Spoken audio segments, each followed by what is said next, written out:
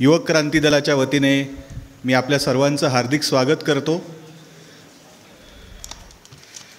The Kashmir files एक अर्धसत्य या विषयावरच्या कार्यक्रमाला आपण सुरुवात करतोय। राष्ट्रपिता महात्मा गांधींच्या पुतळ्याला आजच्या प्रमुख वक्त्यांनी पुष्पहार अर्पण केलेलाच आहे आणि एका अर्थाने गांधीजींच्या पुतळ्याला पुष्पहार अर्पण केल्यानंतर आपण कार्यक्रमाला सुरुवात करत असतो। राष्ट्रपिता महात्मा गांधी आणि भारताचं संविधान हे युवक क्रांती दलाचं प्रेरणास्थान आहे आणि या दोन्ही प्रतीकांना अभिवादन करून, दोन्ही प्रतीकांचं पूजन करून आपण प्रत्येक कार्यक्रम सुरू करत असतो। मी आजच्या कार्यक्रमाचे अध्यक्ष डॉक्टर कुमार सप्तर्षी, आजचे प्रमुख वक्ते माननीय अशोक कुमार पांडेय या मान्यवरांना विनंती करतो की त्यांनी स्टेजवर यावं आणि स्थानापन्न व्हावं। युवक क्रांती दलाचे राज्य संघटक आणि पूर्णवेळ कार्यकर्ते जामवंत मनोहर आणि इतरही पदाधिकारी इथे उपस्थित आहेत। भारताच्या संविधानाच्या प्रास्ताविकेमध्ये भारताच्या स्वातंत्र्यानंतरच्या राष्ट्रसंकल्पाचं चित्र रेखाटलेलं आहे आणि या सभेची सुरुवात आपण त्या प्रास्ताविकेच्या वाचनाने करणार आहोत। मी सभागृहामध्ये उपस्थित असलेल्या सर्वांचं हार्दिक स्वागत करतो। पुण्यातल्या सामाजिक, सांस्कृतिक, वैद्यकीय क्षेत्रातले अनेक मान्यवर या सभेला उपस्थित आहेत आणि बाहेर उपस्थित असलेल्या सर्वांना विनंती आहे की आपण सभागृहामध्ये स्थानापन्न व्हावं। आता आपण भारताच्या संविधानाची प्रास्ताविका सामूहिकपणे वाचणार आहोत। मी युवक क्रांती दलाची पुणे शहर उपाध्यक्ष नीलम पंडित हिला अशी विनंती करतो की तिने संविधानाची प्रास्ताविका आणि या प्रास्ताविकेचं वाचन करावं। नमस्कार। युवक क्रांती दलाचं प्रत्येक कार्य जे असतं ते संविधानाला धरून असतं आणि आम्ही युवक क्रांती दलातर्फे संविधान प्रचार अभियानही राबवत आहोत गेली अनेक वर्ष आणि आता गेल्या 3 वर्षांपासून आम्ही कार्यशाळा पण घेत आहोत। आत्तापर्यंत आदिवासी पाड्यांवरती, दुर्गम भागामधल्या शाळांमध्ये, नागरवस्तीमध्ये आणि पुणे शहराच्या आसपास असलेल्या ज्या गावं आहेत त्या गावांमध्येही अनेक कार्यशाळा घेतलेल्या आहेत आणि आत्तापर्यंत 10,000 विद्यार्थ्यांना, महिलांना, पुरुषांना आम्ही संविधानाच्या कार्यशाळेमधनं संविधान नेमकं काय आहे, मूलभूत हक्क, जबाबदाऱ्या, मार्गदर्शक तत्त्व असं आम्ही अभियान राबवत आहोत। आणि तुम्हा सर्वांना आव्हान पण मी या निमित्तानं करते आहे की आपल्या वस्तींमध्ये, कॉलेजमध्ये, शाळांमध्ये आणि छोट्या छोट्या ग्रुप्समध्ये किमान 20 लोक जरी असतील तरी आम्ही येऊन ही कार्यशाळा घेण्यासाठी उत्सुक आहोत। 2 तासांपासून ते 2.5 दिवसांपर्यंतच्या अशा या कार्यशाळा असतात। तर आत्ता मी तुम्हाला सर्वांना आवाहन करते आहे की जमल्यास नक्की आम्हाला बोलवा। युवक क्रांती दलाची टीम येईल आणि कार्यशाळेच्या मार्फत संविधानाचं प्रशिक्षण दिलं जाईल। आता मी संविधानाची प्रास्ताविका वाचते आहे। तुम्ही आहे त्या जागेवर बसूनच माझ्या मागे म्हणणार आहात। प्रत्येक शब्द आपण अगदी अर्थपूर्ण आहे तो समजून घेऊन आपल्या मनामध्ये, आपल्या हृदयामध्ये, आपल्या मेंदूमध्ये तो पोहोचवूयात। मी प्रास्ताविकेचं वाचन करायला सुरुवात करते। आम्ही भारताचे लोक, भारताचे एक, सार्वभौम, समाजवादी, धर्मनिरपेक्ष, लोकशाही, गणराज्य घडवण्याचा व त्याच्या सर्व नागरिकास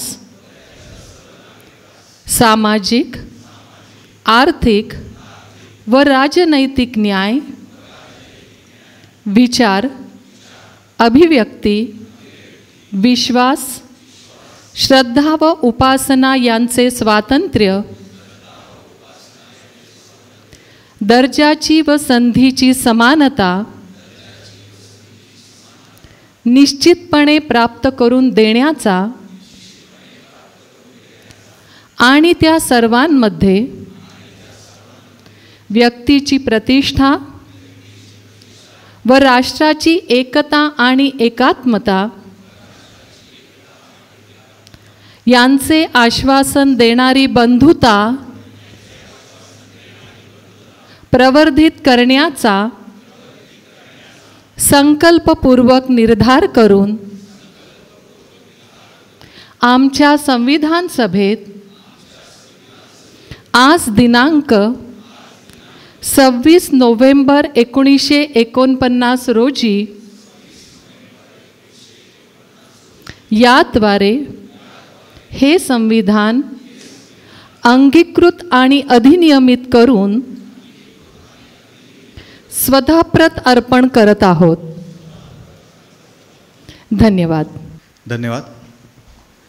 युवक क्रांती दलाच्या कार्यकर्त्यांना विनंती आहे की येणाऱ्या प्रत्येक व्यक्तीला सभागृहात बसता यावं यासाठी पुढे एक रांग अजून वाढवायची आहे आणि जिथे जिथे रिकाम्या खुर्च्या असतील तिथे सभागृहात आलेल्या प्रत्येक व्यक्तीला बसता येईल याची व्यवस्था कार्यकर्त्यांनी करायची आहे. युवक क्रांती दलाचा प्रत्येक कार्यक्रम हा राज्यघटनेच्या अभिवादनाने सुरू होत असतो आणि ही प्रास्ताविका आपण वाचत असतो.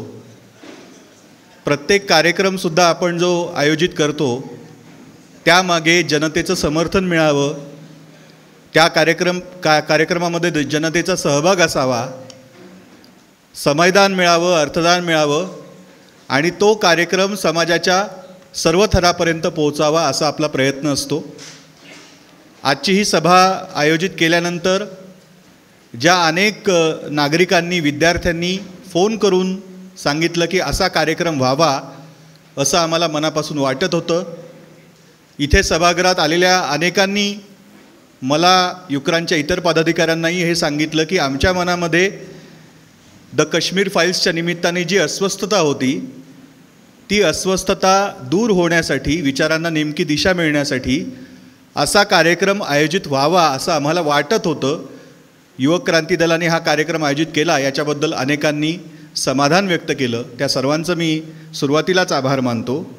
आणि हा कार्यक्रम आयोजित करण्याची नेमकी प्रक्रिया काय होती हे आपल्यासमोर मांडण्यासाठी मी युवक क्रांती दलाचा राज्य संघटक, पूर्णवेळ कार्यकर्ता आणि आजच्या कार्यक्रमाचा प्रमुख संयोजक जांबुवंत मनोहर याला अशी विनंती करतो की त्याने या कार्यक्रमाचं प्रास्ताविक करावं.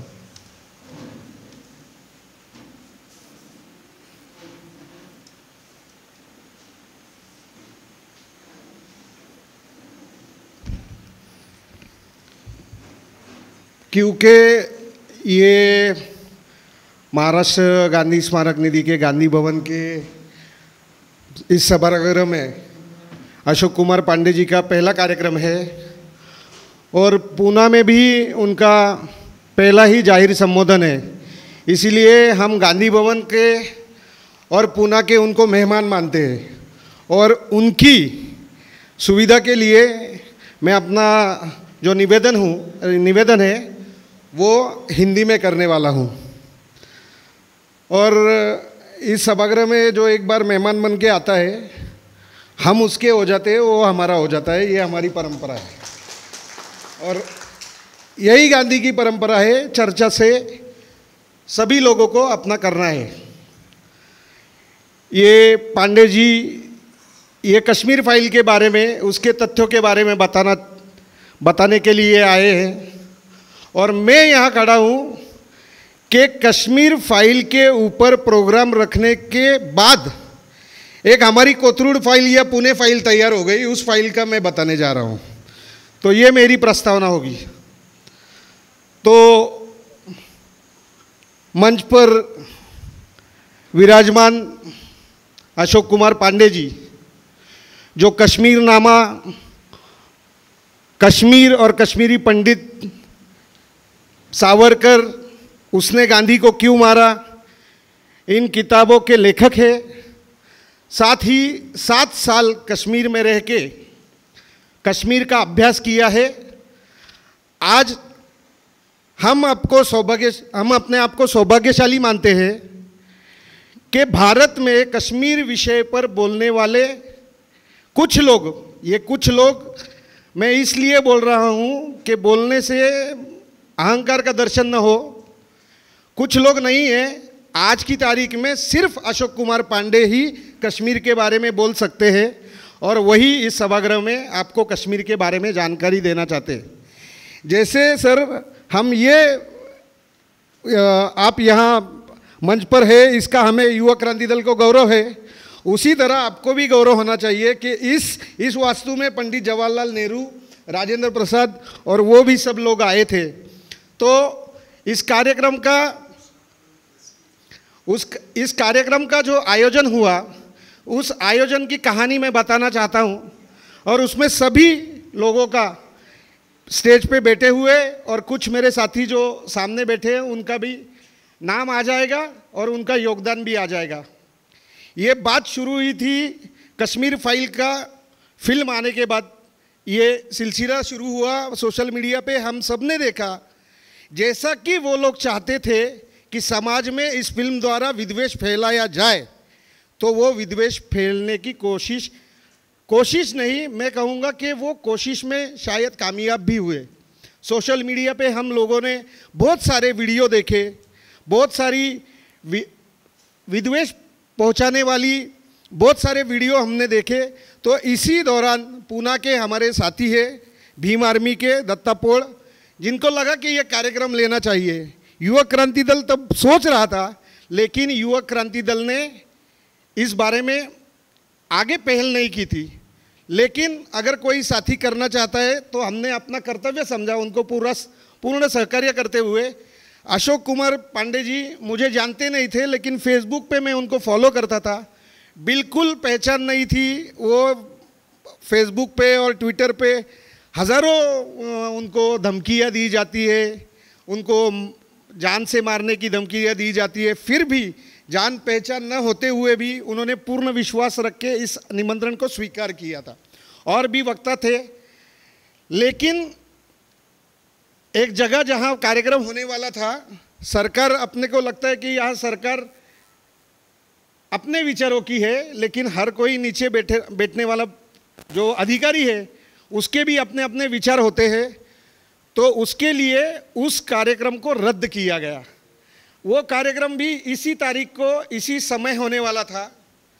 तभी युवा क्रांति दल ने इसमें पहल की और युवा क्रांति दल ये पहल इसलिए कर पाया कि डॉक्टर कुमार सप्तर्षि, जो महाराष्ट्र गांधी स्मारक निधि के अध्यक्ष भी है और युवा क्रांति दल के संस्थापक भी है, उन्होंने, मेरे को वो कॉल याद है, सिर्फ 15 सेकेंड में उनको जब मैंने अपनी बात रखी तो उन्होंने ये कहा कि हाँ, हमको कार्यक्रम करना चाहिए। उसके बाद उन्होंने एक सिर्फ सूचना की थी कि आप संदीप से और अप्पा से बात कीजिए, जो मेरे सहकारी है, उनसे बात करके। और किसी का भी कॉल 15 सेकेंड से ज़्यादा नहीं हुआ कि अगर सच्चाई बताने के लिए हमको रोका जा रहा है तो हम सही दिशा में जा रहे हैं और हम गांधी और बाबा साहेब अम्बेडकर को मानते हैं, तो सत्य बताना हम हमारी जिम्मेदारी समझते हैं और इसी जिम्मेदारी के तहत ये कार्यक्रम को रखा गया है। ये महाराष्ट्र गांधी स्मारक जो निधि है, ये 7 तारीख का उनका हमने ये नहीं चेक किया था रजिस्टर में ये सभागृह का रिजर्वेशन है कि नहीं है। ये सभी लोगों ने इतना सडनली उसको हाँ बोल दिया, तो आज ये कार्यक्रम हो रहा है। इसकी एक दूसरी भी एक कहानी है। वो कहानी ऐसी है कि जब इस कार्यक्रम का आयोजन किया गया, सोशल मीडिया पे बहुत सारी वो चीज़ें वायरल हुई कि आपको ये कार्यक्रम नहीं करना चाहिए। हमारी ये बात थी कि अगर एक फिल्म चल रही है जो झूठ फैला रही है, ऐसा हमारा दावा है, वो 300 करोड़ रुपया कमा रही है, लेकिन हम मुफ्त में लोगों को सत्य नहीं बोल सकते, आपको सत्य बताने से रोका जा रहा है। अलग अलग प्रयास किए जा रहे हैं। आज कल रात को ये अग्निहोत्री जो फिल्म के डायरेक्टर है, उनको भी रिट्वीट करना पड़ा हमारे कार्यक्रम का, और उन्होंने ये कहा, ये एक्चुअली मीठे में धमकी थी कि यहाँ बहुत सारे लोग जमा हो, आक्रोशित हो, आक्रोश करे, लेकिन ऐसा कुछ हुआ नहीं, क्योंकि बहुत सारे लोग जानते हैं जिन्होंने अशोक कुमार पांडे जी की किताबें पढ़ी है, जिन्होंने अशोक कुमार जी के वीडियो देखे हैं, यहाँ कोई भी बात सच्चाई के सिवा नहीं बोली जाएगी। पुलिस ने, प्रशासन ने रोकने का प्रयत्न किया, लेकिन महात्मा गांधी के विचारों से बनी हुई ये संस्था हमारे साथ खड़ी थी। इसीलिए बात फिल्मों की हो रही है तो जवाब भी फिल्म के भाषा में देंगे। युवा क्रांति दल बिल्कुल भी झुका नहीं है और इसके ऊपर हमें गर्व है और हमारे सभी साथी, और गर्व इसके लिए भी है कि आपके प्रेम के बिना, आपके सहकार्य के बिना ये सब संभव नहीं था। मैं अपने ही भाषण में आप सभी जो गणमान्य व्यक्ति यहाँ सभागृह में बैठे हैं सभी का नाम लेने जाऊँ तो मेरा प्रस्तावना बढ़ती जाएगी, तो मैं अपने प्रस्तावना को ख़त्म करता हूँ, अपने वाणी को विराम देता हूँ। और इसके आगे भी जब जब सत्य को दबाने की कोशिश की जाएगी, युवा क्रांति दल सत्य के साथ हमेशा खड़ा रहा है, हमेशा खड़ा रहेगा। Thank you. धन्यवाद जामवन जी। अशोक कुमार पांडे जी के बारे में आपने जो कहा उनका पूरा परिचय देने की विनती मैं युवक क्रांति दल के पुणे शहर अध्यक्ष सचिन पांडुळे को करता हूं।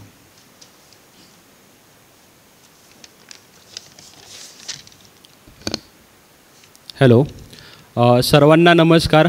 माझं नाव सचिन पांडुळे, मी युवक क्रांती दल संघटनेचा पुणे शहर अध्यक्ष म्हणून काम करतो। आजच्या कार्यक्रमाच्या पाहुण्यांचं मी आज तुम्हाला परिचय देतो आहे। अशोक कुमार पांडे हे हिंदी साहित्यातील एक मोठे साहित्यिक मानले जातात। ते हिंदी कवी, कथालेखक आणि मोठे इतिहासकार आहेत। सरांचा जन्म 24 जानेवारी 1975 रोजी सुग्गी चौरी, मऊ, उत्तर प्रदेश येथे झाला। त्यांनी आपले प्राथमिक शिक्षण देवरिया, उत्तर प्रदेश येथून पूर्ण केले। यानंतर पुढील शिक्षणासाठी ते गोरखपूरला गेले। त्यांनी गोरखपूर विद्यापीठातून अर्थशास्त्रात पदवी आणि पदव्युत्तर शिक्षण घेतले। त्यांना हिंदी साहित्याची आवड होती आणि कालांतराने ती वाढल्यामुळे त्यांनी हिंदी कविता आणि हिंदी साहित्य क्षेत्रात लेखन सुरू केले। अशोक कुमार पांडे सरांनी हिंदी साहित्यात आपले अमूल्य योगदान दिले आहे। त्यांनी इतिहास, आर्थिक आणि सामाजिक विषयांवर अनेक पुस्तके लिहिली आहेत। मात्र इतिहासावर पुस्तके लिहिण्याकडे त्यांचा अधिक कल आहे। सरांची कश्मीरनामा, इतिहास और समकल, कश्मीर और कश्मीर पंडित, उसने गांधी को क्यों मारा ही पुस्तके लोकप्रिय आहेत। या पुस्तकांमुळे त्यांना विशेष ओळख मिळाली। तसेच त्यांनी प्रलय में लय जीतना, माँ की डिग्रिया, इन दिनों देश, न्याय अशा प्रसिद्ध कविता केल्या आहेत। सरांनी अनेक पुस्तकांची समीक्षा, भाषांतरे, अनुवाद, संपादन केले आहे। वर्तमान परिस्थितीवर विविध माध्यमातून त्यांचे लेख प्रसिद्ध होत असतात। त्यांचे साहित्य क्षेत्रातील योगदान मोठे आहे। त्यांच्या उल्लेखनीय कामगिरीबद्दल त्यांना Pankaj Singh memorial award, Savyasachi memorial award अशा विविध पुरस्कारांनी सन्मानित करण्यात आले आहे। धन्यवाद। मी आजच्या सभेचे अध्यक्ष डॉक्टर कुमार सप्तर्षी यांना अशी विनंती करतो की त्यांनी माननीय अशोक कुमार पांडे सरांचं स्वागत करावं। पुष्पगुच्छ, शाल आणि पुस्तक देऊन डॉक्टर सप्तर्षी यांनी पांडे सरांचं स्वागत करावं।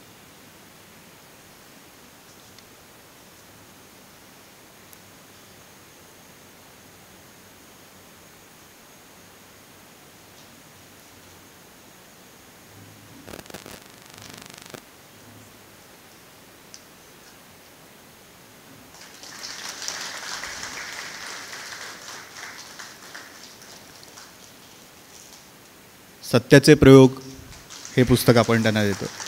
मी विवेक काशीकर आणि अजय नेमाणे या कार्यकर्त्यांना अशी विनंती करतो की त्यांनी आजच्या सभेचे अध्यक्ष डॉक्टर कुमार सप्तर्षी यांचं स्वागत करावं।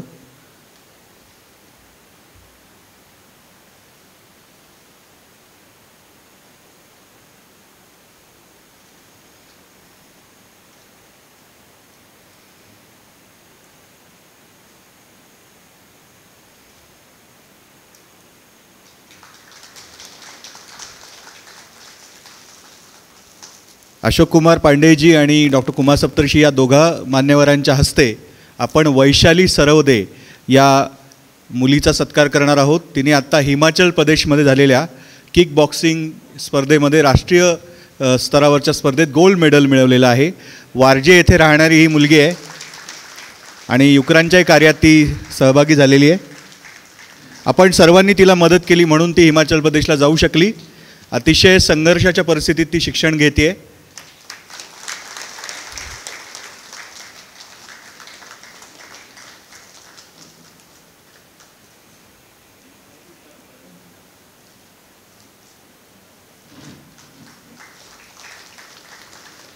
मला माहिती आहे आपण सर्वजण अशोक कुमार पांडेजींना ऐकायला इथे आलेला आहात.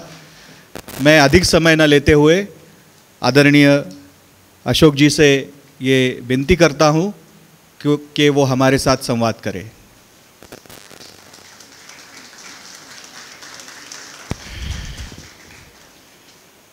मंच और मंच के नीचे उपस्थित पुणे के विशिष्ट जनों को मेरा प्रणाम. हाँ, वो हो जाएगा. चूँकि मैं इतिहास का विद्यार्थी हूँ तो पुणे के बारे में अभी बात भी लगातार हो रही थी. पुणे के बारे में जो ही बात होती है तो एक पूरी परंपरा मेरे सामने आती है जो संत ज्ञानेश्वर से शुरू होती है और फिर आते आते तुकाराम और उसके बाद छत्रपति शिवाजी महाराज, फिर तिलक महाराज, गोखले, अगरकर, धुर्वे साहब और बिल्कुल वो बढ़ती चली जाती है. सेनापति बापट और कितने नाम गिनाऊँ, गिनती चली जाती है. तो पुणे की धरती पर जब मैं पहली बार आया था तो ये कोई भाषण में इम्प्रेस करने के लिए नहीं कह रहा हूँ, तो सीधे मैं गया था जहाँ पर महात्मा गांधी गिरफ्तार थे और वहाँ सिर नवा के मैंने कहा था कि ये एक विशिष्ट धरती है, स्पेशल धरती है जिसने हर तरह के हीरे पैदा किए हैं. मतलब गला काटने से लेके और शीशा काटने तक के हीरे पैदा किए हैं, ऐसी ये धरती है. तो एक महान परंपरा पुणे के साथ जुड़ी हुई है. मैं पुणे की धरती को प्रणाम करके अपनी बात शुरू करता हूँ. कश्मीर फाइल्स पर जब लगातार बात हो रही है, मैं भी कई जगह गया और कश्मीर फाइल्स पे बात कर रहा हूँ. सबसे पहले तो ये कि कश्मीर फाइल्स पे बात करना क्यों ज़रूरी है. सिनेमा आती है, सिनेमा जाता है, हर साल पता नहीं कितनी फिल्में बनती हैं हिंदुस्तान में, कितनी सारी फिल्में फ्लॉप होती हैं, हिट होती हैं. हम फिल्मों पे इतनी बात नहीं करते. लेकिन आज अगर कश्मीर फाइल्स पे बात करने की ज़रूरत देश भर में लोगों को महसूस हो रही है तो उसके दो कारण हैं. पहला कारण तो ये है कि कश्मीर के मामले में हमारी जो मालूमात होती है, जानकारी होती है, वो अक्सर बहुत कम होती है. ये दुर्भाग्यपूर्ण है लेकिन सच है कि पूरे भारत की मैं बात कर रहा हूँ, किसी एक शहर, किसी एक प्रदेश की बात नहीं कर रहा हूँ, कि कश्मीर के बारे में हमारी जो मालूमात होती है वो बहुत सीमित होती है. अक्सर एक आध किताबें किसी ने पढ़ी होती हैं या टीवी चैनल पर जो न्यूज़ आते हैं या अखबार आते हैं, इन सारी चीज़ों से कश्मीर की हमारी एक समझ बनती है. हम ये बात तो लगातार कहते ही हैं कि कश्मीर भारत का अभिन्न हिस्सा है, लेकिन उस अभिन्न हिस्से के इतिहास और उसके समाज के बारे में जो हमारी जानकारी होती है उसको बढ़ाने की कोशिशें हम कम करते हैं. ऐसे में जब एक फिल्म आती है तो वो शॉक की तरह लगती है, धक्के की तरह लगती है. मतलब हालत ये है कि उच्च पदस्थ लोग कहते हैं कि पहली बार सच्चाई का पता चला कश्मीर की, जबकि सच ये है कि इस फिल्म में कुछ भी ऐसा नहीं है जो पहले बताया ना जा चुका हो, जो हमारे जैसे लेखकों ने पहले किताबों में ना लिखा हो. वो सारा कुछ पहले बताया जा चुका है. लेकिन चूंकि कश्मीर के बारे में मालूमात कम है इसलिए हमको एक शौक लगता है. ये पहला कारण है.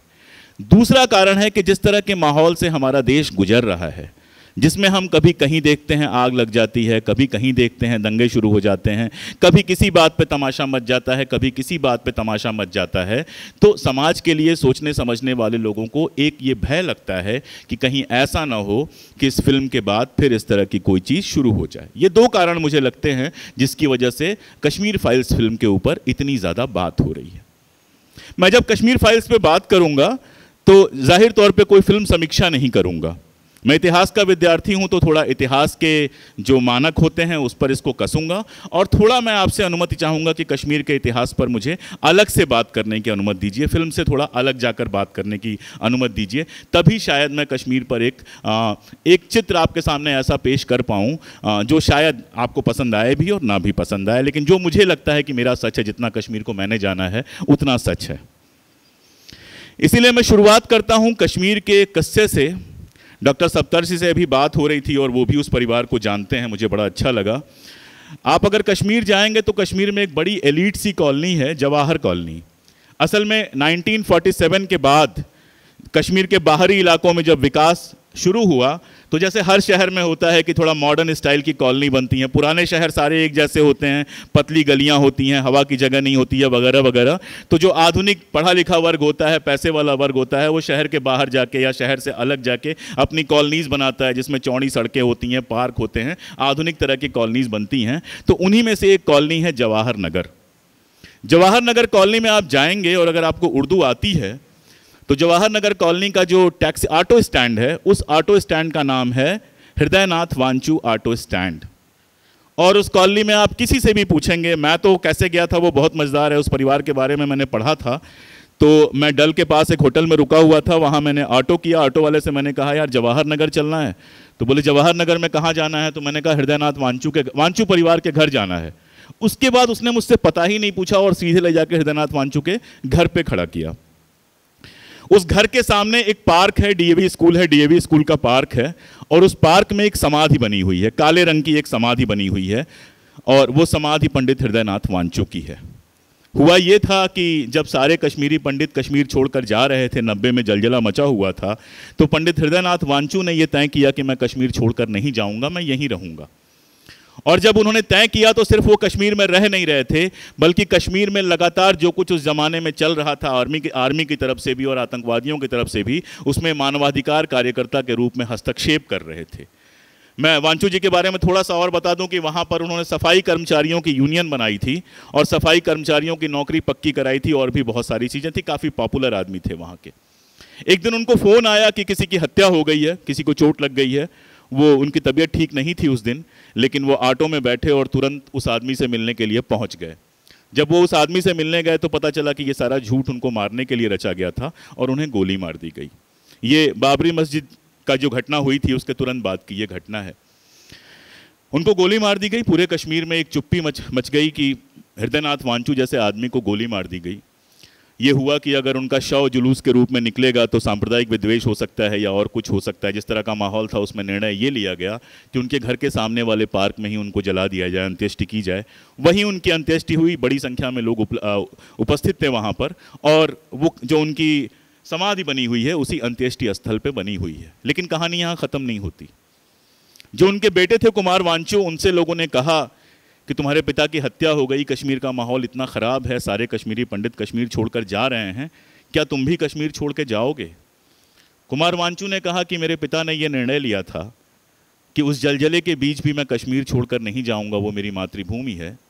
और अब जब अपनी मातृभूमि पर उन्होंने शहादत दे दी है तो मैं उस मातृभूमि को छोड़कर नहीं जाऊंगा। इस कहानी को अगर कट शॉर्ट करें तो आज 32 साल बीत गए हैं। आज भी वांचू परिवार उसी घर में रहता है। जो हृदयनाथ वांचू का नाती यानी कुमार वांचू का बेटा अमित वांचू उस समय 6 या 7 साल का था, उसकी शिक्षा दीक्षा का एक हिस्सा पुणे से भी हुआ है। वो लगभग 1.5 साल जो डिप्रेशन में रहा अपने बाबा की हत्या के बाद, आज वो हृदयनाथ वांचू के नाम पर एक ट्रस्ट चलाता है, जिस ट्रस्ट के पास 10 से ज़्यादा एम्बुलेंसेज हैं। और कश्मीर में बहुत पत्थरबाजी हुई, बहुत सारी गाड़ियां रोकी गईं, लेकिन अमित वांचू की या हृदयनाथ वांचू ट्रस्ट की जो गाड़ियां हैं, एम्बुलेंसेज हैं या उनका जो काम है, उसको कभी नहीं रोका गया। इस किस्से से मैं शुरुआत क्यों कर रहा हूं? क्योंकि ये किस्से हैं जो फिल्मों में, टीवी चैनल पर और अखबारों में बताए नहीं जाते हैं, बल्कि छुपा लिए जाते हैं। क्यों? क्योंकि इससे किसी का भला नहीं होता है। यह बात कहने से किसी का भला नहीं होता है कि कश्मीर में आज भी 5000 के आसपास कश्मीरी पंडित परिवार हैं। कुछ पैसे वाले हैं, कुछ बहुत गरीब हैं, कुछ बहुत परेशान हैं। और जब प्रधानमंत्री मनमोहन सिंह ने जब एक योजना बनाई थी कश्मीरी पंडितों के लिए कि उनको नौकरियों की व्यवस्था किया जाए और लौटने के लिए उनको घर वगैरह की, तो इन कश्मीरी पंडितों ने मांग की कि इसमें एक हिस्सा हमें भी दिया जाए, क्योंकि हम तो वो हैं जो कहीं गए ही नहीं और हमको कोई सहायता मिलती ही नहीं है। मांग नहीं मानी गई। वो हाई कोर्ट में गए, हाई कोर्ट में उन्होंने केस जीता तो वहाँ की जो सिख पॉपुलेशन है उसने रोक लगवा दी, स्टे ले लिया कि हमें भी इसका हिस्सा मिलना चाहिए। फाइनली हाई कोर्ट से उनको फाइनल ऑर्डर मिला, वो केस जीत चुके हैं। केस जीतने के बाद भी उनको नौकरियां और सहायता नहीं मिली। पिछले साल की बात है कि वो लोग आमरण अनशन पर बैठे। संजय टिक्कू जो उनके नेता हैं, कश्मीरी पंडित संघर्ष समिति जो वहाँ रहने वाले कश्मीरी पंडितों का संगठन है, वो आमरण अनशन पे बैठे। 8 या 9 दिन वो आमरण अनशन पे रहे और इस हाल में बैठे सभी लोगों को सुनकर आश्चर्य होगा कि ये देश जो कश्मीरी पंडितों के नाम पर इतना उत्तेजित हो जाता है, यहाँ की मीडिया और यहाँ के मेन स्ट्रीम मीडिया में से किसी को ये ज़रूरत महसूस नहीं हुई कि संजय टिक्कू के उस आंदोलन का समर्थन करे या कवरेज करे। बड़ी मुश्किल से मैंने एक आर्टिकल BBC हिंदी में और एक आर्टिकल न्यूज़ क्लिक अंग्रेज़ी में छपवाया, 1 या 2 जगह और आर्टिकल छपे। किसी पार्टी का कोई नेता उनका समर्थन करने नहीं गया। नेशनल कॉन्फ्रेंस के कुछ लोकल लोग गए उनका समर्थन करने, और हमारे देश के लिए ये दुख की बात होनी चाहिए कि वो माइक्रो मिनी जो माइनॉरिटी है उसका नेता 8-9 दिन अनशन करने के बाद थक हार कर अनशन से हट गया। हमारे जैसे लोगों ने उसको समझाया कि जान दे दोगे तो भी कोई सुनने वाला नहीं है, तो वो हट गया, और अभी तक उस प्रधानमंत्री योजना से वहाँ के स्थानीय पंडितों को कोई नौकरी नहीं मिली है। आप सोच रहे होंगे मैं फिल्म से इतर ये सारी बातें क्यों कर रहा हूँ, क्योंकि आपका विषय है अधूरा सच। ये वो सच हैं जिनको छुपाया गया। अब 90 की तरफ चलते हैं। 90 में क्या हुआ था, अगर जिन लोगों ने फिल्म देखी होगी याद होगा कि फिल्म की शुरुआत होती है, माहौल बहुत ख़राब है। वो माहौल कैसे ख़राब हुआ इसको जानना बहुत ज़रूरी है। मैं किसी फिल्म से बिल्कुल उम्मीद नहीं करता हूँ कि इतिहास की किताब की तरह वो चैप्टर 1 से चैप्टर 18 तक एक एक चीज़ें समझाए। ये फिल्म का काम भी नहीं है। फिल्म एक हिस्सा लेती है और उससे जो दिखाना होता है दिखाती है। वो काम सारी फिल्में करती हैं। तो कुछ चीज़ें जो छूट गई हैं या जो नहीं दिखाई जा सकें या जो ना दिखाए जाने का मन था, उस पर बात कर लेने से समझ में आएगा कि उनको छोड़ दिया गया या ऐसे ही छूट गई। वो माहौल क्या था 1990 में, आप सब जानते हैं कि 1986 में इलेक्शंस हुए थे वहाँ पे, और उन इलेक्शंस में 2 पार्टियां आमने सामने थीं। एक तरफ नेशनल कॉन्फ्रेंस और कांग्रेस का गठबंधन था, और उनके सामने एक पार्टी थी मुस्लिम यूनाइटेड फ्रंट, जिसको मफ कहूँगा मैं आगे। अब मफ क्या था? मफ जिन संगठनों का एक समूह था, उनको आप कह सकते हैं सेमी लॉयल संगठन थे। मतलब वो पूरी तरह से नेशनल कॉन्फ्रेंस की तरह या बाकी पार्टियों की तरह भारत में विलय को पूरी तरह से स्वीकार नहीं करते थे, प्लेबिसाइट की बात करते थे, लेकिन वो भारत से आज़ादी की बात भी उस दौर में नहीं कर रहे थे। और आप सोचिए कि जब चुनाव में वो शामिल हो ही गए थे, तो अगर चुनाव सफलतापूर्वक होते तो शायद वो भारत की जो मेन स्ट्रीम की राजनीति है उसमें शामिल हो जाते। लेकिन कश्मीर में एक परंपरा रही है, और वो परंपरा रही है वहाँ लोकतंत्र को सही तरीके से फंक्शन ना करने देने की। दिल्ली में जो भी शासक रहा है, और जब मैं जो भी कह रहा हूँ तो किसी पार्टी को बख्श नहीं रहा हूँ, प्लीज़ मेरे साथ किसी पार्टी को जोड़ के कुछ मत आप देखिए। जब मैं पार्टी का नाम लेना होगा तो स्पेसिफिकली पार्टी का नाम लूँगा। आप अगर कश्मीर के किस्से सुनेंगे तो 1976 से पहले ढेर सारी विधानसभाएं ऐसी थीं जहां कभी चुनाव हुआ ही नहीं था। अब आप सोचेंगे कि बिना चुनाव के कैसे राजनीति वहां चल रही थी, तो साहब होता ये था कि सत्ता पक्ष के उम्मीदवार के अलावा जितने भी और उम्मीदवार होते थे उनके पर्चे रद्द करवा दिए जाते थे। अब आप ऐसे सोचिए कि महाराष्ट्र में, यूपी में, बिहार में, गुजरात में क्या होता है। हम एक सरकार से नाराज होते हैं, उसको बदल देते हैं, दूसरी सरकार आ जाती है। अक्सर हम एक नालायक सरकार को बदल के दूसरी नालायक सरकार लाते हैं, लेकिन लोकतंत्र का नागरिक होने के नाते ये संतोष तो हमारे पास होता है ना कि इस जो है एमएलए ने हमारे साथ अच्छा व्यवहार नहीं किया तो इसको हमने सत्ता से हटा दिया। ये जो सेंस ऑफ डेमोक्रेटिक पावर हमें होता है, जिसके चलते हम सुबह सुबह उठ के लाइन लगा के वोट देने जाते हैं, ये हमें एक ताकत देता है और ये हमें एक एहसास भी देता है कि भारत का जो भाग्य विधाता है वो उसका एक छोटा सा हिस्सा मैं भी हूँ। दुर्भाग्य से 1976 के पहले कश्मीर में कश्मीरी नागरिक के लिए ये सोचना आसान काम नहीं था। मैंने आपको बताया कि विरोधियों के पर्चे निरस्त करवा दिए जाते थे, चुनाव में ज़बरदस्त धांधली होती थी। और ये सब क्यों होता था? क्योंकि दिल्ली को हमेशा ये लगता था कि कश्मीर में ऐसा शासक होना चाहिए जो मेरी वाली करे। हमेशा दिल्ली ये चाहती थी कि वहाँ पर हमारी कठपुतली सरकार हो। उसके अपने कारण थे, आप लोग समझ सकते हैं, बहुत विस्तार में जाने पे घंटों लगेंगे। लेकिन मोटी बात यह कि 1976 से पहले वहाँ लोकतांत्रिक चुनाव नहीं हुए थे। 1976 में पहली बार लोकतांत्रिक चुनाव हुआ जिसको शेख अब्दुल्ला ने जीता, लेकिन उसके बाद थोड़े ही दिन बाद फिर सारी चीज़ें शुरू हो गई। शेख अब्दुल्ला की मौत के बाद जो चुनाव हुआ उसमें कांग्रेस ने नेशनल कॉन्फ्रेंस से ये कहा, फारूक अब्दुल्ला से ये कहा कि आप हमारे साथ मिलकर चुनाव लड़िए। फारूक अब्दुल्ला ने चुनाव लड़ने से मना कर दिया। उन्होंने कहा कि नहीं, अलग अलग लड़ते हैं, अगर चुनाव के बाद ज़रूरत पड़ेगी तो हम गठबंधन बना लेंगे। अलग अलग चुनाव हुआ और वो चुनाव वैसा ही आप देखेंगे कि उतना ही ध्रुवीकृत हुआ जितना हिंदू मुस्लिम का ध्रुवीकरण होता है। असर ये हुआ कि घाटी के अंदर सारी सीटें नेशनल कॉन्फ्रेंस ने जीत ली और जम्मू के अंदर जितनी हिंदू बहुल सीटें थीं वो सारी की सारी कांग्रेस ने जीत ली। तो एक टसल शुरू हुआ दोनों के बीच में। अब सप्तर्षि साहब, आपको याद होगा एनटी रामाराव के ज़माने में विपक्षी दलों के नेताओं के बड़े बड़े कॉन्क्लेव, जिसमें विपक्षी दलों के मुख्यमंत्री और बाकी लोग आया करते थे, अलग अलग प्रदेश में होने शुरू हुए थे।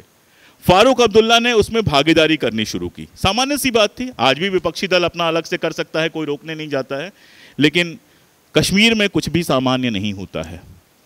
जब जम्मू और कश्मीर में श्रीनगर में उन्होंने ऐसी एक कॉन्क्लेव बुलाई जिसमें एनटी रामाराव साहब और रामकृष्ण हेगड़े और बाकी सारे लोग पहुंचे, तो इंदिरा गांधी इतना नाराज़ हुई कि उन्होंने उस समय जो वहाँ पर बीके नेहरू साहब, जो रिश्ते में उनके भाई लगते थे, राज्यपाल थे, उनसे कहा, और जब मैं ये बात कह रहा हूँ तो बीके नेहरू की अपनी जीवनी जो उनकी है, नाइस गाइज फिनिश्ड सेकंड्स, अच्छे लोग हमेशा दूसरे नंबर पे आते हैं, उनकी जीवनी का नाम है।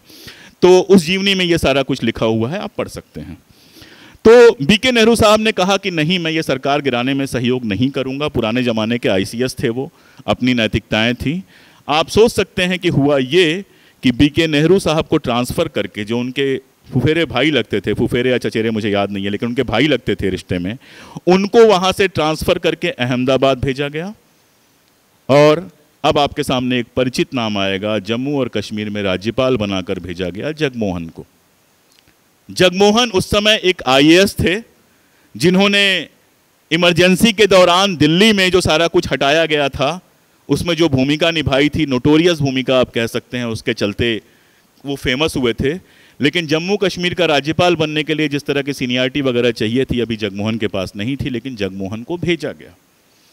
जब जगमोहन को वहाँ भेजा गया तो जिस काम के लिए भेजा गया वो काम करना ही था। गुल मोहम्मद शाह थे जो फारूक अब्दुल्ला की बड़ी बहन के पति थे और शुरू से ही वो मुख्यमंत्री बनना चाहते थे, लेकिन शेख साहब ने फारूक के नाम पे मुहर लगाई थी। गुल मोहम्मद शाह को साथ लेकर 12 या 13 विधायक वहाँ से तोड़े गए और कांग्रेस ने समर्थन दिया और वहाँ पर फारूक अब्दुल्ला की सरकार को हटा दिया गया। अब जब ऐसा होता है तो जनता क्या महसूस करती है? जनता ठगा हुआ महसूस करती है कि आपने साल भर पहले पूर्ण बहुमत से किसी को जिताया और उसको फिर सरकार से हटा दिया गया। फारूक अब्दुल्ला कोई बहुत पॉपुलर नहीं थे। फारूक अब्दुल्ला को कश्मीर में खिलंदड़ माना जाता था। शबाना आज़मी को बाइक से बिठा के घुमाने लेते गए थे, कभी भी तैरना शुरू कर देते थे, तो उनको कोई बहुत सीरियस पॉलिटिशियन मान नहीं रहा था। जनता बहुत ज़्यादा खुश भी नहीं थी। लेकिन जब बलिदान कर दिया जाता है ना, तो आदमी की इमेज बदल जाती है। तो फारूक अब्दुल्ला के समर्थन में लोग सड़कों पर आ गए और महीनों महीनों वहाँ कर्फ्यू ऐसा लगा रहा कि आज भी आप किसी पुराने कश्मीरी से बात करेंगे तो वो गुलशाह नहीं कहेगा, वो कहेगा गुल कर्फ्यू की सरकार। मतलब उनका नाम ही पड़ गया गुल कर्फ्यू। वो सरकार बहुत बुरी चली और उस सरकार के चलने के साथ लोगों के मन में लगातार ये बात तो भरी ही कि दिल्ली हमें अपनी पसंद की सरकार नहीं चुनने देगी। और इसीलिए 1986 के जिस इलेक्शन की मैं बात कर रहा था, जिस इलेक्शन में इंदिरा गांधी के मरने के बाद राजीव गांधी और फारूक अब्दुल्ला की बातचीत, राजीव फारूक समझौता हुआ था जिसके तहत वो लोग मिलकर चुनाव लड़ रहे थे, उस चुनाव में जब धांधलियां हुई और ऐसी ज़बरदस्त धांधलियां हुई, जबकि आप अगर उस ज़माने के अखबार पढ़ें या उस ज़माने के आर्टिकल्स पढ़ें या उस ज़माने की लिखी हुई किताबें पढ़ें, तो जो बड़े से बड़े इलेक्शन पंडित थे वो कह रहे थे कि मफ को हद से हद अगर मिलेगी तो 15-16 सीट्स मिल सकती है। यानी सरकार तो नेशनल कॉन्फ्रेंस और कांग्रेस की बन ही रही थी। उसके बावजूद कुछ एक कैंडिडेट्स को जिताने के लिए जिस तरह की धांधली हुई, जिसमें सबसे फेमस किस्सा जो मैं बार बार बताता हूं, आमिर कदल का किस्सा है, जहां पे इलेक्शन चल रहा था और जो नेशनल कॉन्फ्रेंस के लीडर थे वो चुनाव में हार मानकर चले गए थे काउंटिंग के समय। उनको रात को 11 बजे घर से बुलाया गया और कहा गया आप तो चुनाव जीत गए। जब विपक्ष का जो लड़ रहा था मफ का, उसने खड़ा होकर कहा कि ये कैसे जीत सकते हैं, अभी तक तो काउंटिंग में मैं आगे चल रहा हूं, तो उसको उठाकर गिरफ्तार कर लिया गया और उसके एजेंट को भी गिरफ्तार कर लिया गया। और शायद इस हाल में बहुत सारे लोगों को यह बताने की ज़रूरत नहीं है कि रिहा होने के बाद वो पाकिस्तान भाग गया। उसका नाम सैयद सलाउद्दीन है, जो कि हिजबुल मुजाहिदीन का चीफ है, और उसका जो एजेंट था, उसका तो जिन लोगों ने ये फिल्म देखी है नाम याद ही हो गया होगा, यासीन मलिक उसका एजेंट था।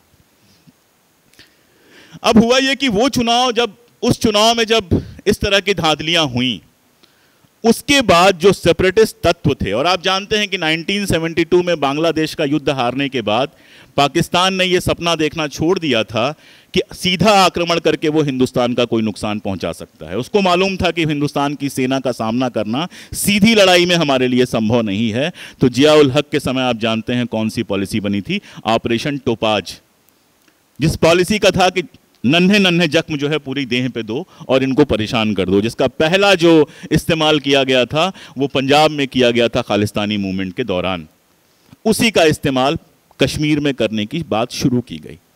मैं ये बातें क्यों बता रहा हूं? मैं ये बातें इसलिए बता रहा हूं कि माहौल जो खराब था उसके अपने कारण थे। और इतना ही नहीं था, अगर इतिहास में हम जाएंगे तो और पीछे जाएंगे, अगर ज़रूरत पड़ेगी तो मैं आऊँगा।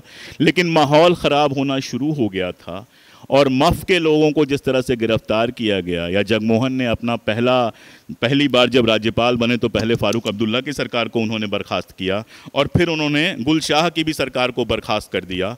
और राष्ट्रपति शासन जब लगा तो जिस तरह का व्यवहार था जगमोहन का, हालांकि बहुत सारे लोग आपसे कहेंगे कि बहुत ईमानदारी थी, बहुत सारे बेईमान लोगों को बर्खास्त किया गया, हो सकता है किया गया और किया गया होगा, ये कोई बड़ी बात नहीं है।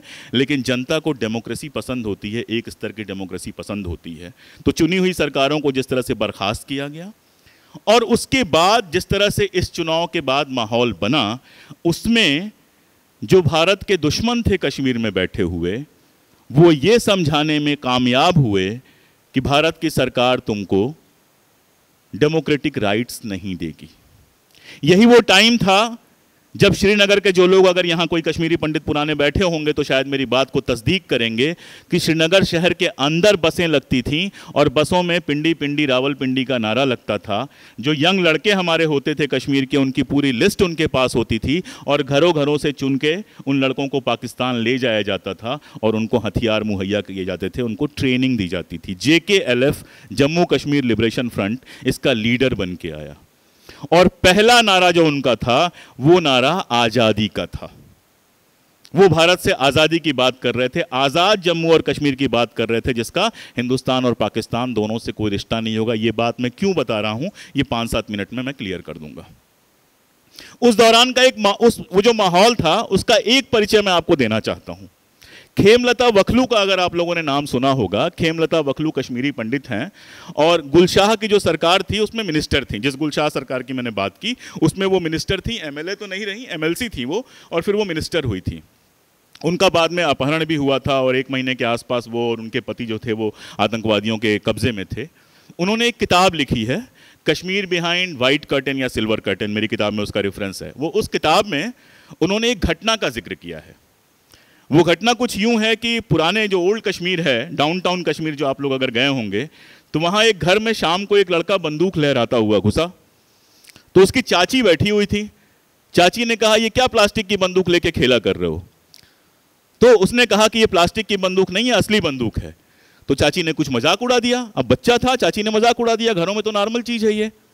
उसने बंदूक तानी और अपनी चाची की जांघ में गोली मार दी और कहा कि मैं जिहादी हूं और जिहादियों का अपमान मत करना। मैं समझाना ये चाह रहा था कि जब अनट्रेंड हाथों, अनट्रेंड मैं कह रहा हूं तो इंटेलेक्चुअली अनट्रेंड की बात कर रहा हूं, जब अनट्रेंड हाथों में बंदूक आती है तो पागलपन का माहौल बनता है। यहां मैं अपनी बात का पहला चरण खत्म करता हूं। माहौल जो खराब था वो, मेरे ख्याल से मैं अपनी बात कहने में थोड़ा बहुत सफल रहा हूं। अब ये जो माहौल खराब था, ये माहौल किसके खिलाफ खराब था? आज़ादी किससे चाहिए थी? भारत से चाहिए थी। पाकिस्तान तो उनको सपोर्ट कर रहा था उस समय आज़ादी की बात का। तो जो भी भारत का प्रतीक था, जिसके हाथ में भी भारत का झंडा हो सकता था या था, उसके ऊपर हमले किए गए। अब सबसे बड़ा, जब आपको लड़ाई लड़नी हो, इस तरह की ऑपरेशन टोपाज जैसी लड़ाई लड़नी हो, तो आपके सामने 2 चीजें बहुत इंपॉर्टेंट होती हैं। पहली बात यह कि इंटेलिजेंस इनपुट जो है वो नहीं पहुंचना चाहिए। अगर इंटेलिजेंस इनपुट भारत को लगातार मिलता रहता कि कहाँ आतंकवादी योजना बन रही है, कहाँ आतंकवादी इकट्ठा हुए हैं, कहाँ से पैसा आ रहे हैं, तो उनको नेस्तनाबूद करना हमारे CRPF के लिए, CRPF तब तक जा चुकी थी, बहुत आसान हो जाता। तो सबसे पहला जो हमला होता है, अगर दुलत साहब की किताब आप पढ़ते हैं, दुलत साहब की किताब जो कश्मीर द वाजपेयी ईयर्स है, दुलत साहब हमारी दोनों जो जासूसी एजेंसीज हैं उनके रा के और उसके हेड रहे हैं। तो जब आप उनकी किताब पढ़ते हैं तो मालूम चलता है कि पहला हमला वहाँ पर जो इंटेलिजेंस के लोग थे, आईबी के लोग, इंटेलिजेंस ब्यूरो के, उनके ऊपर होना शुरू हुआ। और आईबी में ज़्यादातर जो लोग थे वो या तो कश्मीरी पंडित थे या भारत के दूसरे हिस्सों से, जैसे बिहार से कोई एनपी सिंह नाम था शायद, वो थे, और इस तरह के लोग थे। तो शुरुआती हत्याएं वहाँ होना शुरू हुई। दूसरा कौन सा प्रतीक था आपके सामने? दूसरा जो भारत का ज़रूरी हिस्सा था प्रोपेगेंडा वार का। आज भी प्रोपेगेंडा वार होता है, लेकिन आज तो बहुत सारे चैनल्स हैं, व्हाट्सएप है, क्या क्या है। उस ज़माने में भारत सरकार के पास अपनी बात कहने के लिए केवल एक चीज़ थी, रेडियो, जिसको आकाशवाणी और दूरदर्शन। तो आकाशवाणी और दूरदर्शन के लोगों पर हमला हुआ। ज़्यादातर लोगों ने वो केस सुना होगा कि लासा कौल साहब के ऊपर हमला हुआ, जो डायरेक्टर दूरदर्शन थे। और उस समय पॉलिटिकल हत्याएं होनी शुरू हुई। जो भी हिंदुस्तान के पक्ष में दिखा, उनकी पॉलिटिकल हत्याएं होनी शुरू हुई। जो पहली पॉलिटिकल हत्या हुई थी वो मोहम्मद यूसुफ हलवाई की हुई थी। मोहम्मद यूसुफ हलवाई कौन था? नेशनल कॉन्फ्रेंस का लीडर था। जो प्रशासनिक पहला हमला हुआ था वो वटाली साहब पे हुआ था। वटाली साहब कौन थे? वहाँ के पुलिस महानिरीक्षक थे। वटाली साहब को वो नहीं मार पाए तो कुछ दिनों बाद उन्होंने वटाली साहब का जो भतीजा था, छोटा भाई था, गुलशन वटाली, उसकी हत्या कर दी। यानी पॉलिटिकल हत्याओं की शुरुआत होती है शुरुआती दौर में, और उस दौर में जो भी भारत का झंडा उठाए नजर आया, चाहे वो कश्मीरी पंडित था, चाहे वो कश्मीरी मुसलमान था, उसको मारा गया। इसीलिए जब आप वो लिस्ट देखते हैं, आप कहेंगे तो मैं पढ़ के सुना दूंगा, तो उसमें सबसे बड़ी संख्या जिनकी आती है वो नेशनल कॉन्फ्रेंस के लोगों की आती है। क्योंकि नेशनल कॉन्फ्रेंस को उस जमाने में मुफ्ती मोहम्मद सईद वाली पार्टी पीडीपी तो तब बनी नहीं थी, तो नेशनल कॉन्फ्रेंस को उस जमाने में इंडिया को सपोर्ट करने वाली या इंडियन कॉन्स्टिट्यूशन को सपोर्ट करने वाली पार्टी माना जाता था। तो नेशनल कॉन्फ्रेंस के लोगों को मारा गया, कांग्रेस के लोगों को मारा गया, कम्युनिस्ट लोगों को मारा गया, और ऐसे लोगों को मारा गया जिनको मार के उन्हें लगता था कि भारत को वो नुकसान पहुंचा रहे हैं। नंबर 1 आप चाहेंगे नामों के लिस्ट में दे दूंगा। पॉलिटिकल लोगों को मारा गया, टीकालाल टपलू जिनका जिक्र इस फिल्म में भी आया है, कश्मीरी पंडित थे, उनको मारा गया। अब ये जो पूरी मार काट की चीज शुरू होती है, आप देखिए कश्मीरी पंडित वहां पर एक माइक्रो अल्पसंख्यक थे, माइनॉरिटी अगर आप देखेंगे 4% थे कुल मिला के। इस फिल्म में तो 2% एक जगह कहा है उन्होंने, लेकिन 3.96% कश्मीरी पंडित थे। जब हत्या होती है किसी टीकालाल टपलू की या किसी जस्टिस नीलकांत गंजू की हत्या होती है, तो एक जो समुदाय छोटा सा होता है ना, जो अल्पसंख्यक समुदाय होता है, कश्मीरी पंडित 4% बेचारे थे, तो उनके मन में डर का प्रवाह होना बिल्कुल सामान्य सी बात थी। आज हम एज एन इंटेलेक्चुअल पढ़ते हुए या दूर से देखते हुए ये कह पा रहे हैं कि वो पॉलिटिकल हत्याएं थीं, लेकिन कश्मीरी पंडितों को जब शुरू में कश्मीरी पंडित का मर्डर हुआ, चाहे वो आईबी के लोग थे, चाहे दूरदर्शन के लोग थे, चाहे आकाशवाणी के लोग थे, या पॉलिटिकल एक आध लोग जो मारे गए, तो कम्युनिटी के अंदर एक डर का संचार हुआ। इस बात को स्वीकार करना चाहिए। कई बार क्या होता है कि ओवर एक्साइटमेंट में हमें ये लगता है कुछ हुआ ही नहीं, बहुत बढ़ा चढ़ा के दिखाया गया। आप इस बात को समझिए कि वो सिर्फ 4% थे, 100 में सिर्फ 4 थे। तो अगर किसी एक को मार दिया जाए, 100 में मान लीजिए, आप कल्पना कीजिए कि किसी ऐसी जगह आप पहुंच जाएं कि सिर्फ 4 हिंदुस्तानी हों, बाकी सारे के सारे किसी और देश के हों, और आप में से किसी एक को मार दिया जाए, तो पूरे समुदाय में डर की लहर पैदा होना बिल्कुल सामान्य सी बात है। तो कश्मीरी पंडितों के अंदर डर की लहर पैदा हुई कि कहीं ये ऐसा ना हो कि कश्मीरी पंडितों की हत्या का कोई क्रम चलना शुरू हो जाए। यहाँ पे मैं अपनी दूसरी बात खत्म कर रहा हूँ। एक बड़ी घटना आप लोगों ने सुनी होगी, जब मुफ्ती मोहम्मद सईद की बेटी का अपहरण हो गया। महबूबा मुफ्ती के नाम से आप लोग परिचित हैं। इनकी बड़ी बहन थी डॉक्टर रूबिया सईद। डॉक्टर रूबिया सईद का अपहरण हो गया। डॉक्टर रूबिया सईद के अपहरण के पहले का आप टाइम देखेंगे तो आतंकवाद वहाँ पे था, छिटपुट हत्याएं शुरू हो गई थी, लेकिन जनता में इनको लेकर कोई भरोसा नहीं था। ये कोई हीरो नहीं माने जाते थे। ये वही कहा जा रहा था कि कुछ बिगड़े हुए लड़के हैं, ये कर रहे हैं, इसको लेकर कोई उत्साह जैसी चीज़ दिखाई नहीं देती थी। जब रूबिया सईद का जब अपहरण हुआ तो कश्मीर घाटी में आतंकवादियों के खिलाफ पहले दौर में एक गुस्सा पैदा हुआ। उस गुस्से का मैं आपको उदाहरण देता हूं कि जो वहाँ के मीर वाइज मौलवी फारूक थे, उन्होंने एक बयान दिया कि ये एंटी इस्लामिक है।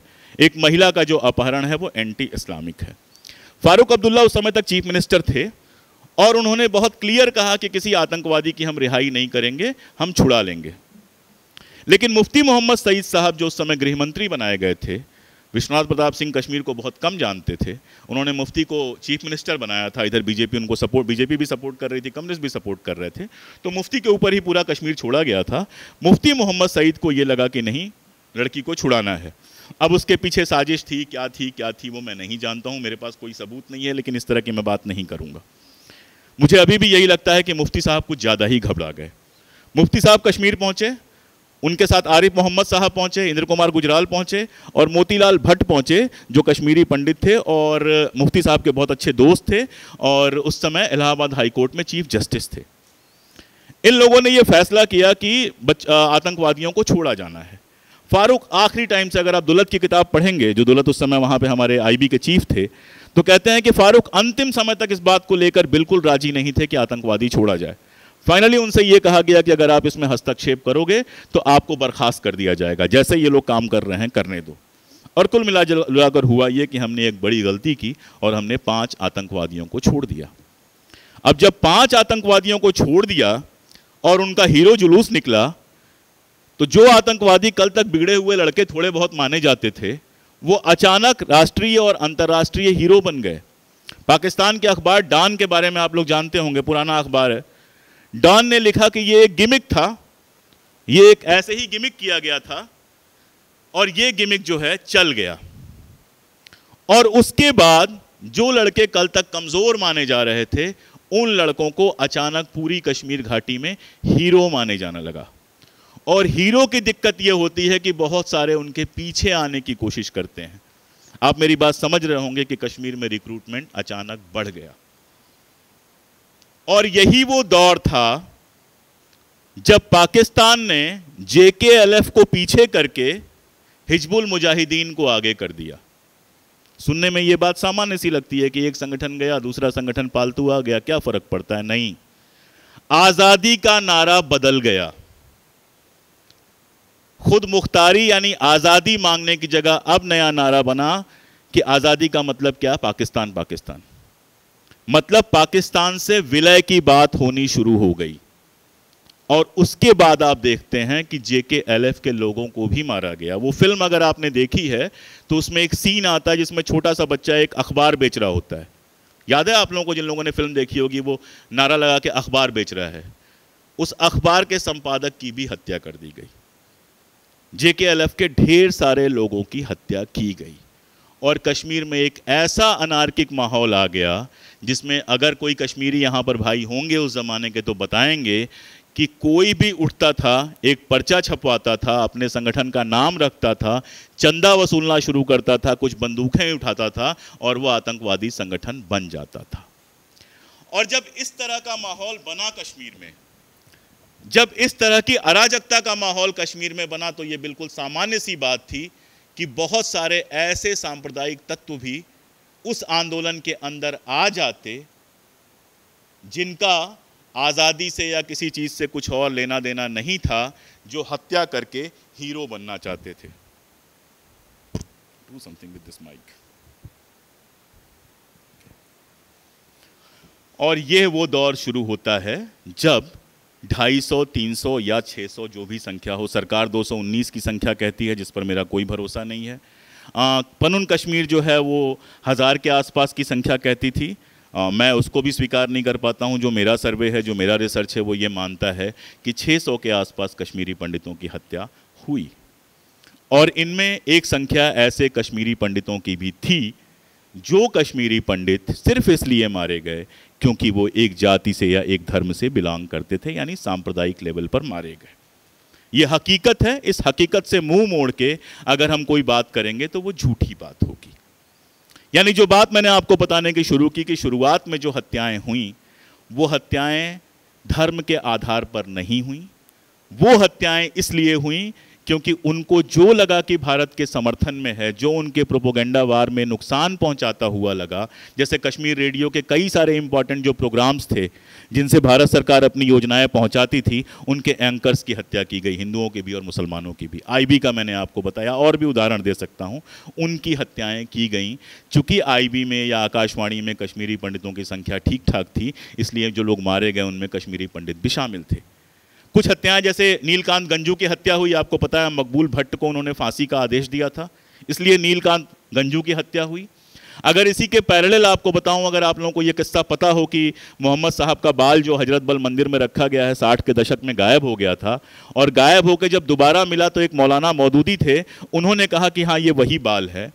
उन मौलाना मौदूदी की 85 साल की उम्र में हत्या कर दी गई आतंकवाद के दौर में। ये कहा गया कि इस्लाम के साथ इसने धोखा किया है। जिस मौलवी फारूक की, मीर वायज फारूक की मैंने बात की, उस मीर वायज फारूक की हत्या कर दी गई क्योंकि उन्होंने मुफ्ती मोहम्मद सईद के बेटी के अपहरण को एंटी इस्लामिक बताया था।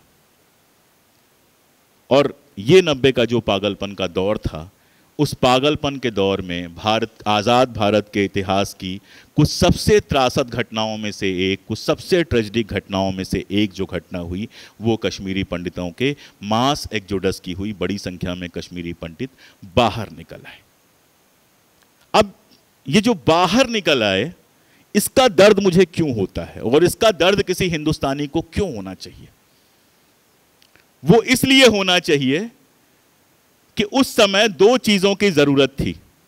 सबसे पहली चीज की जरूरत यह थी कि कश्मीरी समाज के अंदर जो भारत के समर्थन के लोग हैं, उनको अपने साथ लिया जाता और आतंकवादियों के असर को कम किया जाता। और दूसरी चीज की जरूरत थी कि एक माइक्रो अल्पसंख्यक समुदाय के रूप में कश्मीरी पंडितों के भीतर जो डर था, उस डर को कम किया जाता। जब जगमोहन की बात आती है तो इसीलिए आती है कि ये दोनों करने में वो असफल रहे। मैंने आपको बताया कि पहली बार जब वो आए तो कश्मीर में उनकी क्या इमेज बनी थी। पता नहीं क्यों दूसरी बार उनको भेजने का निर्णय लिया गया ऐसे समय में जब कश्मीर में जलजला मचा हुआ था, जब कश्मीर में आग लगी हुई थी। तो अगर पहले से पता हो कि इस आदमी का ये व्यवहार है, तो जो माहौल उसमें था, उसमें शंकाएं पैदा होना, उसमें दूसरी चीजें पैदा होना बिल्कुल सहज था। पहली बात। दूसरी बात कि आने के बाद जिस तरह के उन्होंने बयान दिए, सारे कश्मीरी आतंकवादी हो गए हैं, मैं एक एक आतंकवादियों को खत्म कर दूंगा, वगैरह वगैरह। तीसरी बात, कश्मीरी पंडितों को रोकने की कोई कोशिश नजर नहीं आती है। राहुल पंडिता लगातार जब मैंने अपना वीडियो बनाया और बात कर रहा था तो उसके जवाब में राहुल पंडिता ने कहा कि मार्च में जो है जगमोहन ने एक पत्र जारी किया था, प्रेस नोट जारी किया था जिसमें कश्मीरी पंडितों को रुकने की अपील की थी। पहली बात तो एक प्रेस नोट मतलब कैसे कश्मीरी पंडित को रोक लेगा। दूसरी बात, आप कहते हो 19 और 21 जनवरी के बीच सारे कश्मीरी पंडित घाटी से बाहर निकल गए, तो मार्च में क्यों पत्र लिखा गया? तीसरी बात कि उस पत्र में लिखा गया था कि घाटी के अंदर आपके लिए आपको बाहर जाने की जरूरत नहीं है, सेफ स्पेसेज बनाए जाएंगे जहां जाके आप कुछ दिन रह सकते हो। दरअसल मामला ये है कि 19, 20 और 21 जनवरी को सारे कश्मीरी पंडित कश्मीर से बाहर नहीं गए थे बहुत सारे, लेकिन ऐसा नहीं कि सारे निकल गए थे। मार्च के बाद एक्सोडस बहुत तेज हुआ था और ये पत्र जारी जरूर किया गया था, लेकिन कश्मीर घाटी के अंदर कहीं भी कश्मीरी पंडितों के लिए सेफ जोन नहीं बनाया गया था। आज हमारी इतनी आर्मी लगी है, सब कुछ लगी है। उस जमाने में आर्मी तब भेजी गई जब विपक्ष के नेता राजीव गांधी ने संसद का घेराव किया। अब तो वो पेपर्स ट्विटर पे बाहर आ चुके हैं। जब संसद के अंदर बहस चल रही थी, सैफुद्दीन सोज और बाकी लोगों ने डिमांड की कि वहां पे आर्मी भेजी जाए, लेकिन वीपी सिंह की सरकार ने वहां पे आर्मी नहीं भेजी। तो कश्मीरी पंडितों को जिस तरह की सुरक्षा उपलब्ध कराई जानी चाहिए थी, उस तरह की सुरक्षा उपलब्ध नहीं कराई गई। मैंने अपनी किताब में 2 टर्म यूज किए हैं, 2 चीजें, डर और गुस्सा। जब वो सुरक्षा नहीं उपलब्ध कराई गई तो उनके सामने और उनको विकल्प दिया गया कि वो जम्मू चले जाएं, अगर सरकारी नौकरी करते हैं तो उनको नौकरी मिलती रहेगी, जम्मू में उनको मकान मिलेगा, वगैरह वगैरह। तो उनके पास कोई और चारा नहीं बचा था। और दूसरी तरफ जो गुस्सा था, उसका मैं एक उदाहरण दे देता हूं आपको। वो उदाहरण वहां से है जहां से जगमोहन की विदाई 5 महीने के अंदर ही जगमोहन को वहां से वापस भेजना पड़ा। मैंने आपको बताया कि मीर वायस साहब की हत्या हुई। मीर वायस साहब अपने घर पे बैठे हुए थे, 2 लोग मिलने के लिए आए, वो नीचे निकल के आए और उनको गोली मार दी गई। गोली मारने के बाद उनको लेके तुरंत जो शेख अब्दुल्ला हॉस्पिटल है वहाँ पर स्किम्स में उनको लेके जाया गया, वहाँ पे उनको डेड घोषित कर दिया गया। डेड घोषित करने के बाद वो जुलूस निकल के आ रहा था जिसमें वो उनकी लाश को लेकर आ रहे थे और पूरे कश्मीर में हल्ला था कि आतंकवादियों ने मीर वाइज को मार दिया। और मीर वाइज मतलब वहाँ का मुख्य पुजारी, तो आप समझ सकते हैं भावना क्या होगी। एक पॉलिटिशियन या एक होशियार आदमी क्या करेगा? ऐसे में जाएगा, वहाँ पर फूल चढ़ाएगा, आतंकवादियों के खिलाफ बोलेगा, ये बताएगा कि आतंकवादी जो हैं वो हिंदुस्तान के ही नहीं बल्कि कश्मीर के भी जो इस तरह के अजीम शख्सियतें हैं उनके खिलाफ हैं, और अपने साथ लोगों को लेने की कोशिश करेगा। लेकिन एक तो जगमोहन साहब ने किसी तरह की श्रद्धांजलि देने से इनकार कर दिया, दूसरा जब वो जुलूस लौट के आ रहा था तो उस जुलूस पे गोलीबारी हुई और उसमें काफ़ी लोग मारे गए और कुछ गोलियां मीरवाइज के अपने शरीर से मिली। जिस तरह का कासो शुरू किया गया, कार्डन एंड सर्च ऑपरेशन शुरू किया गया, कई सारे कश्मीरी पंडितों के भी उस ज़माने के संस्मरण हैं, आप उठा के पढ़ सकते हैं। उसमें तमाम सारे आरोप लगे और लगातार वो गुस्सा लगातार बढ़ता गया। उस गुस्से को दबाने की जगह, वहाँ पर कुछ शांति स्थापित करने की जगह हमने जो लगातार कड़े कदम उठाए उसका गलत असर ही पड़ा। और इन सारे कड़े कदमों के बावजूद कश्मीरी पंडितों को हम वहाँ रोकने के लिए जिस तरह की सुरक्षा होनी चाहिए थी उस तरह की सुरक्षा नहीं दे पाए। अब अगली बात, आप अगर फिल्म देखेंगे तो उसका शुरुआती दृश्य है जिसमें उस कश्मीरी पंडित की हत्या ड्रम के अंदर हुई है। एक पड़ोसी दिखाया गया है, जो पड़ोसी इशारा करता है, मतलब आतंकवादियों की सहायता करता है। यानी फिल्म एक नरेशन बनाती है कि वहाँ के सारे मुसलमानों ने कश्मीरी पंडितों के बाहर निकाले जाने या हत्या का समर्थन किया था। एक सेकंड के लिए मान लेते हैं कि यह सही था। फिल्म खुद बताती है कि 2% कश्मीरी पंडित थे और 98% कश्मीरी मुसलमान थे। एक इतिहास लेखक के रूप में मैं इसको बार बार करेक्ट करता हूँ कि नहीं, 3.96% थे और ये सेंसस का डेटा है। 3.96% थे और 96% के आसपास मुसलमान थे। आप एक बार सोच के देखिए कि अगर 96% लोग 3.96% के पूरी तरह से खिलाफ हो जाते तो किस तरह का मंजर वहाँ दिखाई देता? क्या कोई भी बच के आ जाता? आप छोड़िए मेरी बात, विवेक अग्निहोत्री जी कई जगह मुझे ट्रॉल कर चुके हैं, कल भी रात को ट्रॉल किया था। मैं कश्मीरी पंडित नहीं हूँ, विवेक अग्निहोत्री भी कश्मीरी पंडित नहीं है। और ये भी कहना गलत है कि यूरोप के इतिहास पे यूरोप का आदमी बात करेगा और हिंदुस्तान के इतिहास पे सिर्फ हिंदुस्तान का। अगर हम पढ़ते लिखते हैं तो वहाँ के इतिहास पे बात कर सकते हैं, लेकिन छोड़ दीजिए इसको। आप जगती कैंप जाइए, जिन कैंप्स में जम्मू के जो 3-4 कैंप हैं जिसमें अभी भी कश्मीरी पंडित रह रहे हैं, आप वहाँ जाइए, कोई रैंडम 5 घर तलाशिए और उनसे बात करना शुरू कीजिए, आपको पता चलेगा। और ऐसे संस्मरण तो 50 हैं। मैंने अपने किताब में बहुत सारे कोटेशन कोट किए हुए हैं कश्मीरी पंडितों के अपने लिखे हुए, जो आपको बताते हैं कि कश्मीरी पंडितों को कुछ लोगों ने रोकने की कोशिश की और कुछ लोगों ने सही समय पर उनको इन्फॉर्म कर दिया ताकि वो वहाँ से निकल जाएं। इसी फिल्म का एक सीन और अगर आप याद करेंगे तो शायद ये बात क्लियर हो जाएगी। वो बहुत भयानक सा सीन है जब उस महिला के साथ सारा कुछ हो रहा है और एक गर्भवती महिला लगातार बहुत दर्दनाक तरीके से देख रही है। वो आतंकवादी कहता है तुमसे बर्दाश्त नहीं हो रहा है और उस गर्भवती महिला को गोली मार देता है, जो मुस्लिम महिला है। अब आप जरा सोचिए, मैंने जो आपको वो पागलपन का माहौल बताया था जिसमें अपनी सगी चाची को वो गोली मार देता है, उस पागलपन के माहौल में क्या केवल कश्मीरी पंडित डरे होंगे? जो आम खाने पीने नौकरी करने वाला आदमी है, कोई नहीं चाहता है कि गोली चले, कोई नहीं चाहता है हमारा घर टूटे, हम किसी की भी हिट लिस्ट में आए। वो शांति से 2 रोटी कमाता है और शांति से रहना चाहता है। तो जैसे पंडित डरे हुए थे, उनकी सीधी मदद करने में मुसलमानों को भी डर लगता था, क्योंकि मैंने आपको बताया कि मुस्लिम भी जो हिंदुस्तान परस्त दिख रहे थे उनकी हत्याएं हो रही थी। तो जाहिर तौर पे उस तरह का कुछ नहीं हो सकता था जो आदर्श होता है कि वो आगे आके रक्षा करते। ये भी हो सकता है कि उस तरह से नहीं हुआ, उसमें उनका भी कुछ दोष हो। लेकिन ये कहना कि सारे के सारे खिलाफ हो गए थे, लोगों ने बचाया नहीं, ये एक एग्जेग्रेशन है, ये एक जनरलाइजेशन है जो कम्युनल सौहार्द को और ख़राब करता है, जिसकी वजह से जो कश्मीरी पंडित वहाँ घाटी में रह रहे हैं वो कह रहे हैं कि इस तरह की फिल्में हमारी ज़िंदगी और मुश्किल करेंगी। लोगों ने बचाया, उन्हीं को चाबियाँ देकर कश्मीरी पंडित आए थे। सारा कुछ था। 95 तक हर कश्मीरी पंडित को लगता था कि शायद हम लौट के जा सकें, लेकिन हालात जब नहीं सुधरे तो मकान बिके, डिस्ट्रेस सेलिंग हुई, सही कीमत पर नहीं, कम कीमत पे बिके, बहुत कुछ हुआ और फाइनली बहुत सारे कश्मीरी पंडितों ने शायद तय कर लिया कि अब घाटी में लौटना हमारे लिए संभव नहीं है। और एक पूरी पीढ़ी ने बहुत भयानक संघर्ष करके अलग अलग शहरों में, कैंपों में अपनी ज़िंदगी जीते हुए फिर से खुद को अपने पैरों पर खड़ा किया। ये सारी बातें मुझे बेस के लिए करनी थी। मैं बहुत टाइम ले रहा हूँ क्या? 10-1 मिनट और बात कर सकता हूँ? हाँ। तो ये पूरा का पूरा कश्मीर का माहौल जितनी मेरी समझ थी उससे मैं आपके सामने लेके आया, और जिसमें मुझे लगता है कि 4 या 5 पॉइंट्स मैंने बनाए। एक तो उस समय का माहौल क्यों बिगड़ा था, उस समय का माहौल कैसा था, शुरुआती दौर में किसकी हत्याएं हुई, बाद में सांप्रदायिक हत्याएं कैसे हुई, और कश्मीरी पंडितों का जो वहाँ से एक्जोडस हुआ, उस एक्जोडस को क्यों नहीं रोका जा सका और वो एक्जोडस क्यों हुआ, ये सारा कुछ मैंने बताने की कोशिश की थी।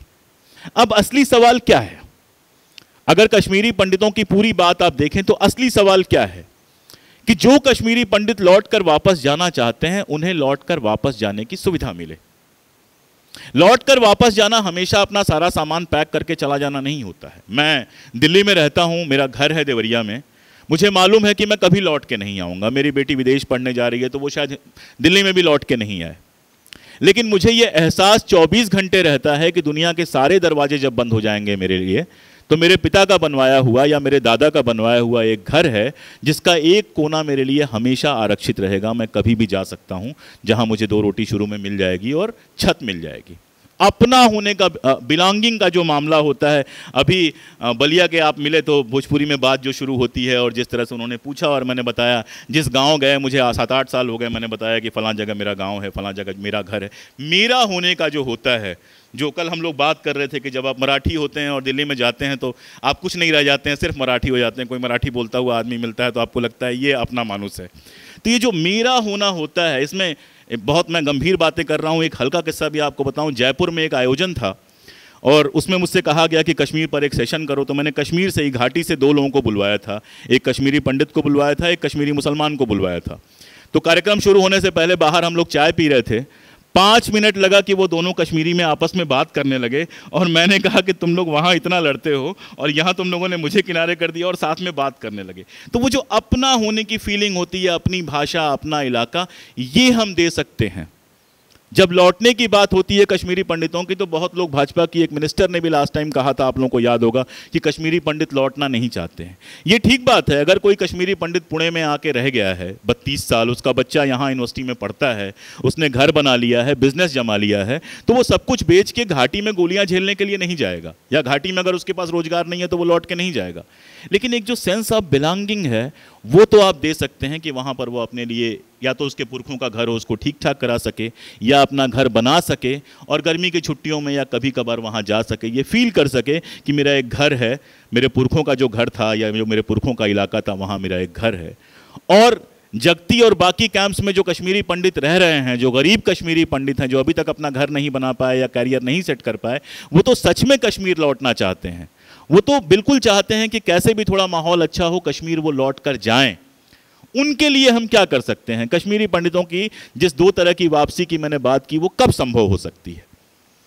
उसके लिए 2 जरूरतें हैं जिससे वो संभव हो सकती है। पहली बात तो ये कि वहां सुरक्षा और रोजगार हो। जब कश्मीरी पंडित लौटने की सोचें तो कम से कम उनको ये डर ना हो कि वो इस या उस गोली के शिकार हो जाएंगे। दूसरी बात, जिसको मैं बार बार कहता हूं, कि यहां अशोक कुमार पांडे कुछ भी बोल ले, विवेक अग्निहोत्री कुछ भी बना ले, दुनिया का कोई नेता कितना भी बोल ले, लेकिन लौट के जब उनको जाना है तो अपने उन्हीं हमसायों, अपने उन्हीं पड़ोसियों के साथ रहना है। हम कई बार कहते हैं ना कि बाहर के लोग इसमें हस्तक्षेप मत कीजिए। भाई अगर घर में मेरे भाई से लड़ाई चल रही है तो पड़ोसी आ जाए तो हम मना करते हैं कि अंकल आप रहने दीजिए, हम सुलझा लेंगे। क्यों? क्योंकि पड़ोसी तो कह के चला जाएगा, रहना तो हम दोनों भाइयों को साथ में है, अकेले या बंट के जैसे भी रहना है। तो कश्मीर में भी अगर कश्मीरी पंडित लौट के जाएगा तो उसको रहना तो उन्हीं कश्मीरी हमसायों के साथ, उन्हीं कश्मीरी मुसलमानों के साथ है। तो वो एक रिश्ता जब तक नहीं बनेगा कि वो अपने उन हमसायों के साथ जाके रह सकें। इसीलिए बार बार कहता हूं कि जो ट्रांजिट कैंप बनाए गए हैं उनको मैं कुछ खास महत्व नहीं देता हूं। आप कभी वहाँ जाके देखेंगे जो लोग नौकरियां करने जम्मू से जाते हैं वो ट्रांजिट कैंप में रहते हैं, कश्मीरी समाज का हिस्सा नहीं बन पाए हैं। हर शनिवार को वो जम्मू भाग जाते हैं और वो सब जम्मू में अपने ट्रांसफ़र का इंतजार कर रहे हैं। उस तरह से वो मिंगल नहीं हो सकते हैं, उस समाज का हिस्सा दोबारा नहीं बन पाए हैं। परमानेंट रहने के लिए तो यही ज़रूरी है कि आप उस समाज का हिस्सा बन पाएँ। अब ये 2 चीज़ें कब होंगी? एक बात तो बहुत साफ याद रखिए इस चीज़ को कि अगर आग लगी हुई है कश्मीर में, अगर दोनों तरफ से गोलियां चल रही हैं, अभी आपने देखा परसों एक कश्मीरी पंडित को गोली लगी हाथ पांव में, लेकिन जो नहीं देखा गया ये हो कि परसों ही 3 मुसलमानों को भी, कश्मीरी मुसलमानों को भी आतंकवादियों ने गोली मारी। कश्मीर के पुलिस वाले जो हैं उनको लगातार गोली मारी जा रही है, जिसमें ज़्यादातर तो मुसलमान ही हैं। कश्मीर में जो पंच चुने गए हैं उनको गोली मारी जाए, ज़्यादातर मुसलमान ही हैं। तो जब इस तरह का माहौल बना हुआ है कि कहीं भी गोली चल जाती है, टूरिस्ट को छोड़ के कोई वहाँ सेफ नहीं है, तो आप अगर कितनी भी ज़बरदस्ती से कश्मीरी पंडितों को वहाँ वापस भेज दें तो ऐसा हो ही नहीं सकता है कि 24 घंटे आप उनको सुरक्षा दे सकें। वो जो सुरक्षा होती है वो आपसी सद्भाव और आपसी प्रेम पर ही निर्भर होती है। अटल बिहारी वाजपेयी के समय कश्मीर में जो बातचीत का क्रम चला था, अभी मैंने एक बार ट्विटर पे देखा कि मनमोहन सिंह के साथ यासीन मलिक की शायद फ़ोटो चल रही थी। मैंने तो हुर्रियत के नेताओं के घर में वाजपेयी जी की हुर्रियत नेताओं के साथ फ़ोटो देखी है और देख के मुझे खुशी हुई कि कम से कम बातचीत की एक प्रक्रिया उन्होंने शुरू की थी। मनमोहन सिंह के समय भी थोड़ी बहुत प्रक्रिया चली, अब तो बिल्कुल रुक गई है। वही प्रक्रिया है बातचीत की प्रक्रिया, सलूशन की प्रक्रिया, जिससे कश्मीर में शांति स्थापित हो सकती है। अभी कुछ लोग मिलने आए थे, उनसे भी मैंने कहा कि कश्मीर को आप यहाँ बैठ के उसके इतिहास से काट कर देखेंगे तो कभी मामला समझ में नहीं आएगा। कश्मीर को अगर देशभक्ति और देशद्रोह की बाइनरी में आप देखेंगे तो मामला कभी समझ में नहीं आएगा। कश्मीर का मामला बेहद उलझा हुआ है। उसको हम महाराष्ट्र की तरह, उसको गुजरात की तरह, यूपी की तरह हम नहीं देख सकते। हम देखना चाहें तो भी शायद ये चीज़ें नहीं हुई होती, शायद डेमोक्रेसी अच्छी तरह से लागू हुई होती तो शायद ये कंडीशन आती कि एक समय हम वैसा देख पाते, लेकिन फिलहाल नहीं है। और जब नहीं है तो हमको सबसे पहले ये स्वीकार करना पड़ेगा कि ये लॉ एंड ऑर्डर की सिर्फ प्रॉब्लम नहीं है, ये पॉलिटिकल प्रॉब्लम है। और दुनिया में कहीं भी आप देख लीजिए, आयरलैंड से लेकर दुनिया का कोई भी हिस्सा देख लीजिए, जो पॉलिटिकल हिंसा होती है वो बातचीत के रास्ते से ही सुलझती है। जब तक वो पॉलिटिकल हिंसा रुकेगी नहीं और जब तक वैमनस्य खत्म नहीं होगा, तब तक कश्मीरी पंडितों की वापसी पे हम कितनी भी बात करते रहें, कश्मीरी पंडितों की वापसी संभव नहीं होगी। और ये कोई छोटी बात नहीं है। कश्मीरी पंडितों के वहाँ से उजड़ने का नुकसान सिर्फ इतना ही नहीं है जितना आप देख पाते हैं, एक कम्युनिटी के रूप में उनके एग्जिस्टेंस का नुकसान है। आप जानते हैं कि एक बार आप यहाँ से बाहर निकल जाइए तो आपका बच्चा मराठी बोलेगा, उसका बच्चा मराठी बोलेगा, चौथी पीढ़ी वो भाषा बोलेगी जहाँ वो रहती है। अगर मान लीजिए महाराष्ट्र से कोई आदमी शिफ्ट कर जाए, आसाम चला जाए, तीसरी चौथी पीढ़ी जो है वो मराठी टूटी फूटी बोल ले तो बोल ले, वरना वो असमिया फ्लुएंट बोलेगी, क्योंकि स्कूल में असमिया होता है, उसके दोस्त असमिया बोलते हैं। कश्मीरी परिवारों के बच्चे कश्मीरी बोलने में दिक्कत उनको हो रही है क्योंकि तीसरी पीढ़ी अब आने जा रही है।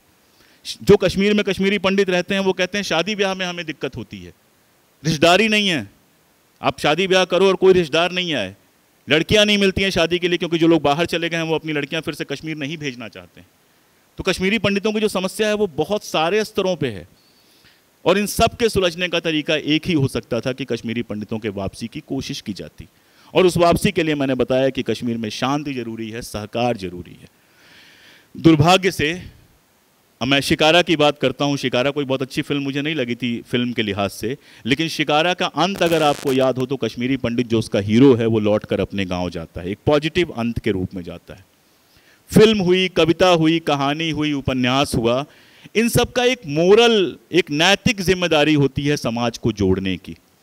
दुनिया का सबसे विभत्स दृश्य जो फिल्में दिखाती हैं, द्वितीय विश्व युद्ध पे फिल्में बनी हुई हैं। पता नहीं आप लोगों में से कितने लोगों ने पढ़ा है उपन्यास, निर्मल वर्मा ने हिंदी में बड़ा अच्छा अनुवाद किया है तो हम लोगों ने पढ़ लिया। यान ओल्चिनवा शेख करके एक नॉवेलिस्ट हैं जिनका एक उपन्यास है रोमियो जूलियट और अंधेरा।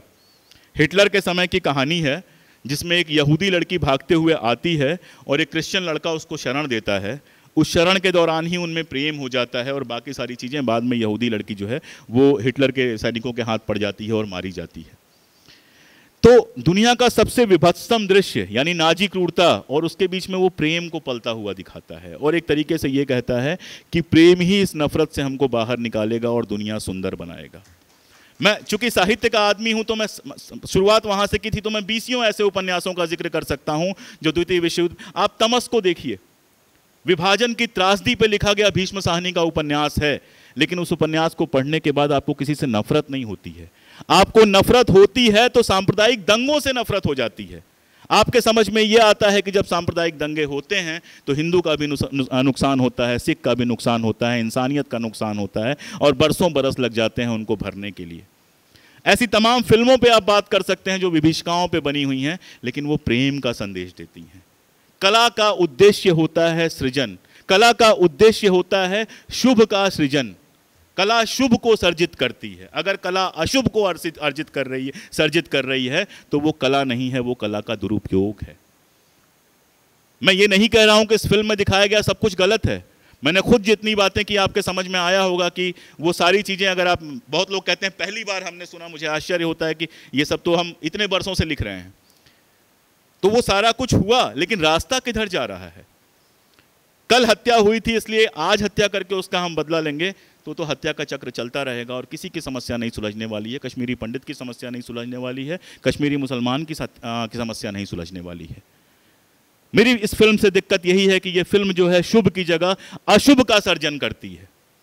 ये फिल्म कोई रास्ता नहीं दिखाती है, हिंसा के काली अंधेरी गुहा में ले जाकर आपको छोड़ देती है। इस फिल्म को जब आप देखकर निकलते हैं तो किसी के प्रति कोई सहानुभूति नहीं पैदा होती है, असल में नफरत पैदा होती है। और ऐसी नफरतें सिर्फ कश्मीर नहीं, हमारे पूरे हिंदुस्तान के मुस्तकबिल के लिए बहुत दिक्कत तलब होंगी। हम इतिहास से लड़ते हुए बड़ी मुश्किल से 1947 में कितनी लंबी लड़ाई लड़ने के बाद वो भी 2 टुकड़ों में आज़ाद हुए और हमने एक संविधान बनाया, एक आईन बनाया, जिस आईन के सहारे हमने ये तय किया कि हम हाथ में हाथ डालकर आगे बढ़ेंगे, इस देश को एक महान राष्ट्र बनाएंगे। अगर वो रास्ता छोड़ के एक दूसरे का हाथ झटकना और एक दूसरे का गला काटना हम सीख लेंगे तो ये सिर्फ हमारा ही दुर्भाग्य नहीं होगा, हमारी पीढ़ियों के लिए भी एक कलंक की तरह होगा। बस मुझे लगता है इतनी ही बात कहनी थी मुझे। बहुत शुक्रिया।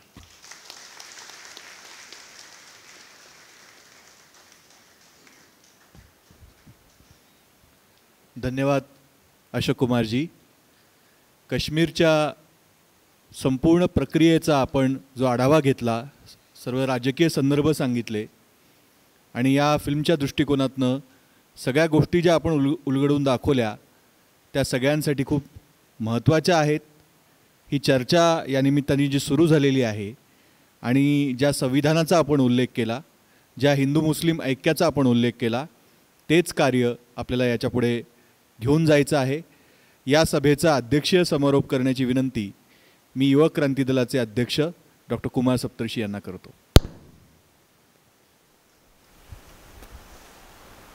व्यासपीठावरील सर्व मान्यवर आणि सभागृहातील बंधूंनो, सर्वांना प्रणाम आणि सलाम अलैकुम।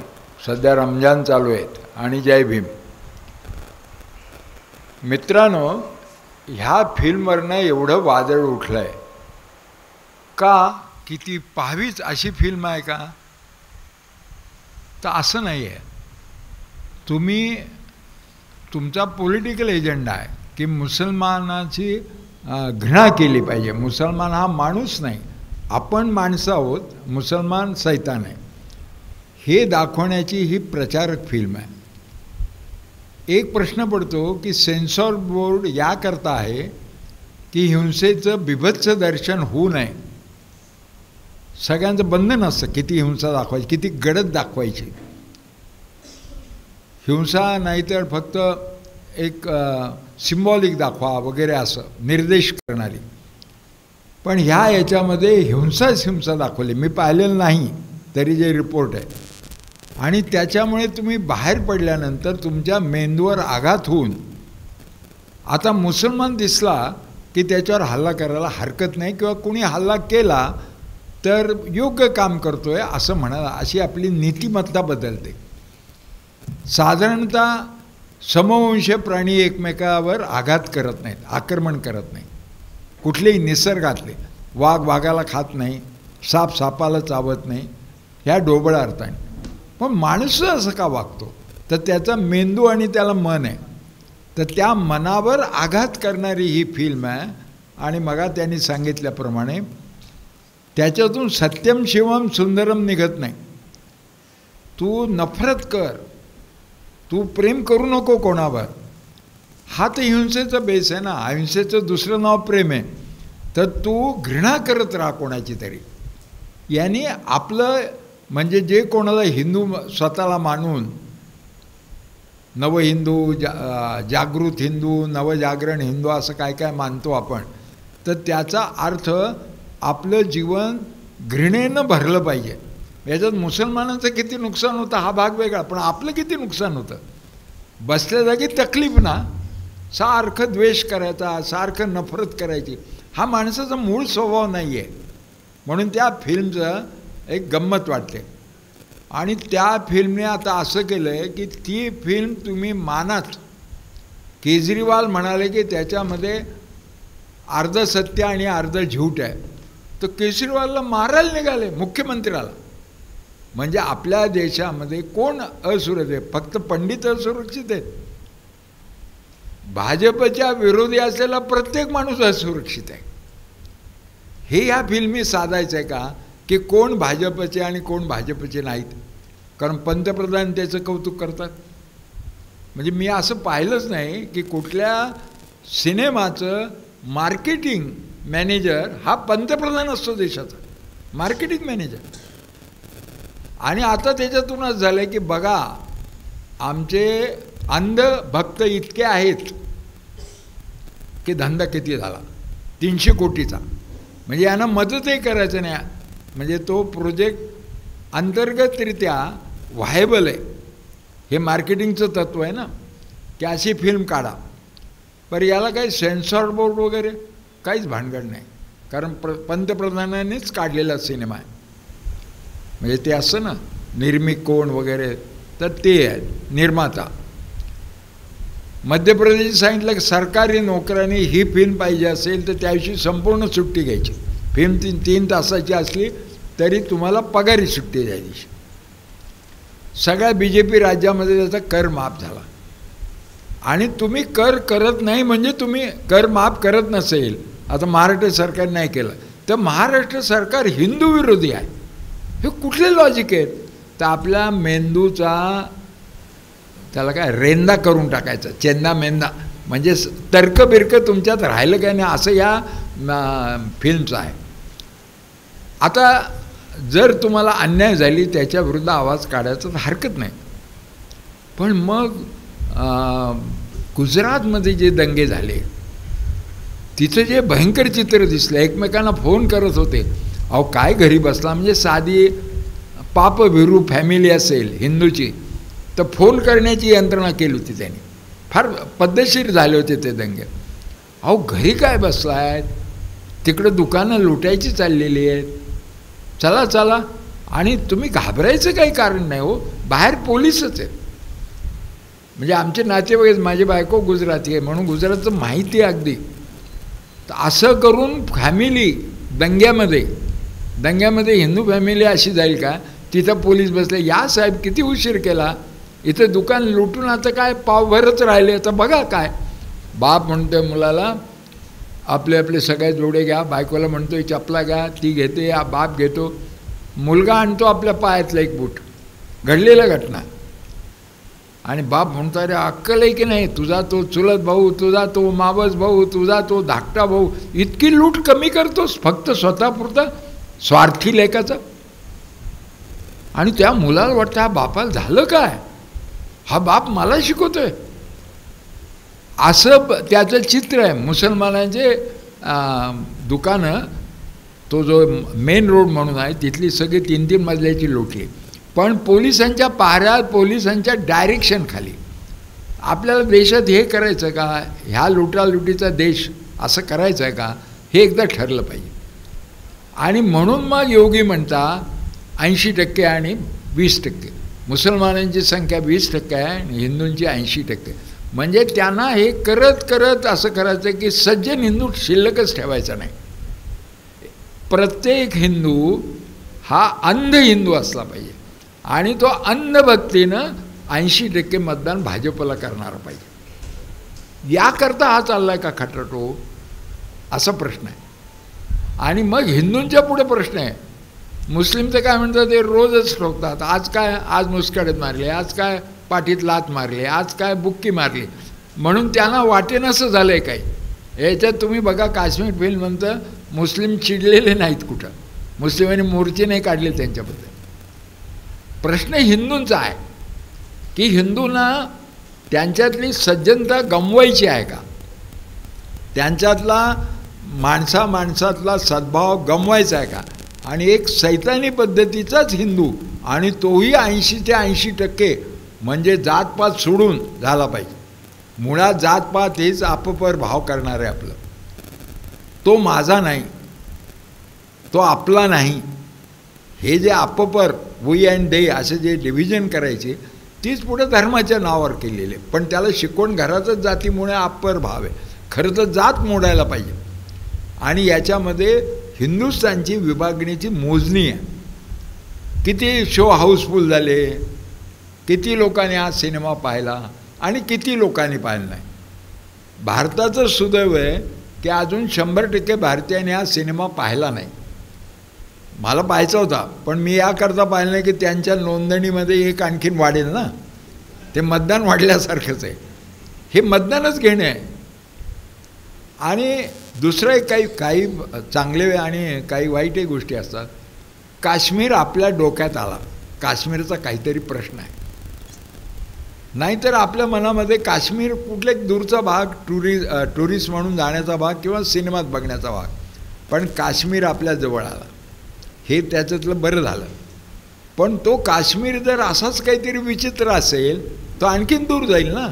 तिथं सैतानच राहतात. 96% सैतान आणि 4% देव माणसांवर त्यांनी हल्ला केला. असं जर ती फिल्म दाखवत असेल तर आपण कशाला जाऊ? नको तो काश्मीर. म्हणजे उद्या हिंदूच म्हणतील इतके त्रास देतात, नको आम्हाला काश्मीर देऊन टाका. पाकिस्तान म्हणजे मला नको बा.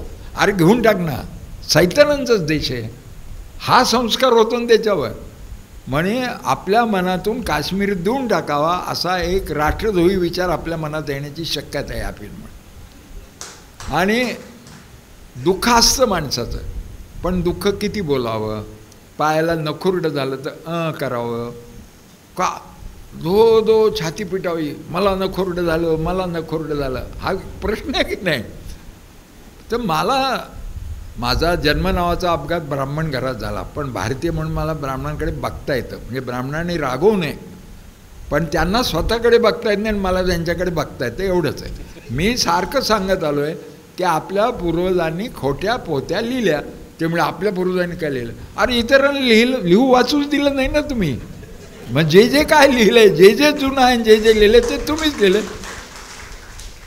तर हीच राहा ना सहज. एवढं म्हणा ना की आमच्या पूर्वजांनी केलं, मी नाही केलं, आणि मला त्याचा निषेध वाटतो. चुकीचं लिहिलं आहे मनुस्मृती. काय लिहिलं आहे त्याच्यामध्ये? स्त्रीला कंट्रोल करण्याचं काम तिच्या नवऱ्याचं आहे. म्हणजे तो अणुबॉम्ब आहे आणि त्याला सारखं लक्ष ठेवलं. ती जर सुंदर असेल तर आणखीन तो बॉम्ब स्फोटक आहे.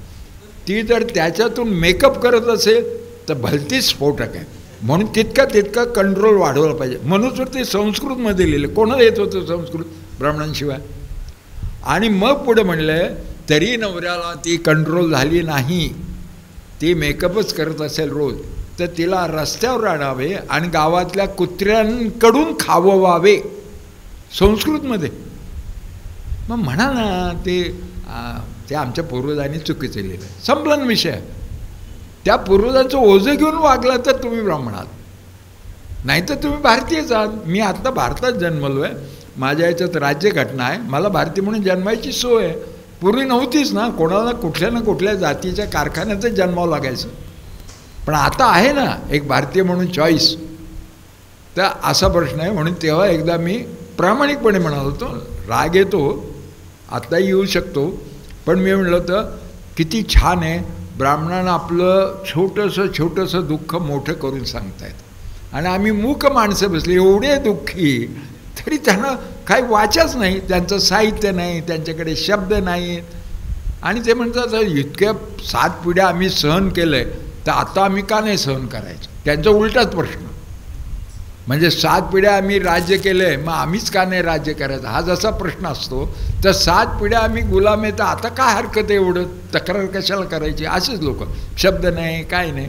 म्हणून सर्व भारतामध्ये जेवढे दुःख आहेत किंवा जेवढी मानवी दुःख आहेत, या सगळ्यांना सुंदर शब्द मिळायचे असेल, वेदना जर बोलायच्या असतील, सर्व दुःखांना जर जिभा फुटायच्या असतील, तर प्रत्येक दुःख एकदा तरी ब्राह्मणावर आलं पाहिजे. कारण त्याशिवाय त्याचं चांगलं साहित्य, चांगला सिनेमा आणि असा भडक दाखवणारा हे दुःख असं होणार नाही. तर तो एक प्रश्न आहे. तर इथे एक दाखवून दिलं भाजपने, मी भाजपनेच म्हणतो, भाजपचाच सिनेमा आहे आणि त्यांच्या त्या प्रचाराच्या डिव्हिजनचाच तो भाग आहे. आणि अजून असे सिनेमा येणार आहेत. आपण मनाची तयारी ठेवली पाहिजे की किती किती ब्राह्मणांची दुःख आता आपल्याला ऐकावी लागणार आहे. म्हणजे काश्मीरी पंडितांना दुःख झालं नाही असं नाही म्हणणं, पण किती आक्रोशाने ऐकावं लागणार. आपण घाबरूनच जाऊ. जगात कुठंच दुःख नाही, फक्त यांच्यावरच कसलं दाखवलं आहे ते, त्याच्यामुळे ते खरं आहे असं आहे का. पण आपण जुन्याच ब्राह्मणांमध्ये सुद्धा काही बरे होते आणि त्यांना ऋषी वगैरे म्हणायचे आणि आम्ही जरा सप्त ऋषी आहोत म्हणून. तर काही ऋषींनी चांगलं लिहिलं आहे. त्यांनी लिहिलं आहे सांख्य तत्वज्ञान म्हणून आहे, उपनिषदाचा एक भाग आपण जरूर वाचा. त्या सांख्य याच्यात लिहिलेलं आहे की तुला दिसतं ते सत्य हा भास आहे, तुला संपूर्ण सत्य कधी दिसत नाही, सत्य एक सप्तमांशच दिसतं. आणि त्यात कल्पना केली की एक खांब आहे आणि त्याला 7 याला बाजूला 7 हे लावलेलं आहे, वेगवेगळ्या धातूचे पत्रे, सोने चांदी लोखंड वगैरे वगैरे. आणि मग प्रत्येक दरवाज्यातून आलेला म्हणे माझं सत्य खरं, मारामारच होतील ना, हे चांदीचा खांब आहे, कारण त्याला तेच सत्य पूर्ण वाटतं. दुसरा येईल तो म्हणे हे सोन्याचा येडाबिडा आहे का काय, मला खोटं सांगतो का, मारामाऱ्या होती. मग त्याच्यामध्ये एक शहाणा माणूस येतो, तो म्हणतो तुझंही अंशता खरे तुझंही अंशता खरे, तुम्ही असं करा जागा बदला, प्रदक्षिणा घाला सत्या. आणि मग ते म्हणतात की हा सप्तधातूंचा खांब आहे. असं कुठलंही सत्य जे दिसतं ते फक्त सत्याचा 7वा भाग असतो, सत्याला प्रदक्षिणा घालावी लागते.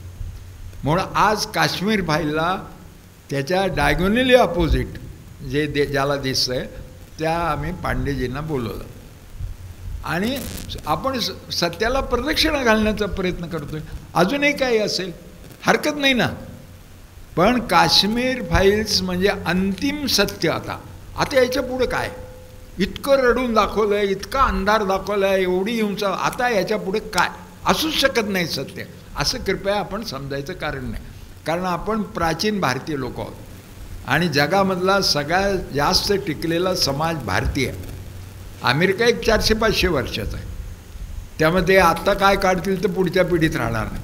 आपण पिढ्यानपिढ्या जपलेली म्हणून जगातला सर्वात प्राचीन आपण आहे. आणि दुसरा नंबर चीनचा आणि तिसरा नंबर ब्रह्मदेशचा.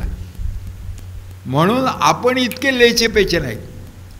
असे मोदी मागचा इतिहास जर पाहिला, अगदी इतिहासाकडे पाहावं असं म्हणतात म्हणून मुद्दाम पाहिलं, असे कितीतरी मोदी पचवलेत ज्याला राक्षसांच्या कथा असं म्हणतात, कितीतरी आपल्या पुराणात आहेत. तर म्हणून त्याचं काही फार वाटायचं कारण नाही आहे. पण आत्ता आपण जगतो आहोत आणि या काळात मी जगत असताना मरण्यापूर्वी वेडं व्हायचं का, मरण्यापूर्वी असत्याची कास धरायची का, मरण्यापूर्वी आपण लोकांचा द्वेष करायचा का, आपण दंगे धोपे याला जीवन म्हणायचं का, हा आपल्या पुढे प्रश्न आहे आत्ताच्या पिढीपुढे. आणि मी आणि माझी पत्नी उर्मिला आम्ही गेलो होतो ना, जे वांशूचं नाव त्यांनी सांगितलं, त्यांचा नातू इथे शिकत होता आणि माझ्या मुलाचा मित्र होता आणि खूप आग्रह करत होता. आम्ही म्हणत आहोत ते काश्मीर तर भयंकर आहे, तुझ्या आजोबालाच मारलेलं आहे.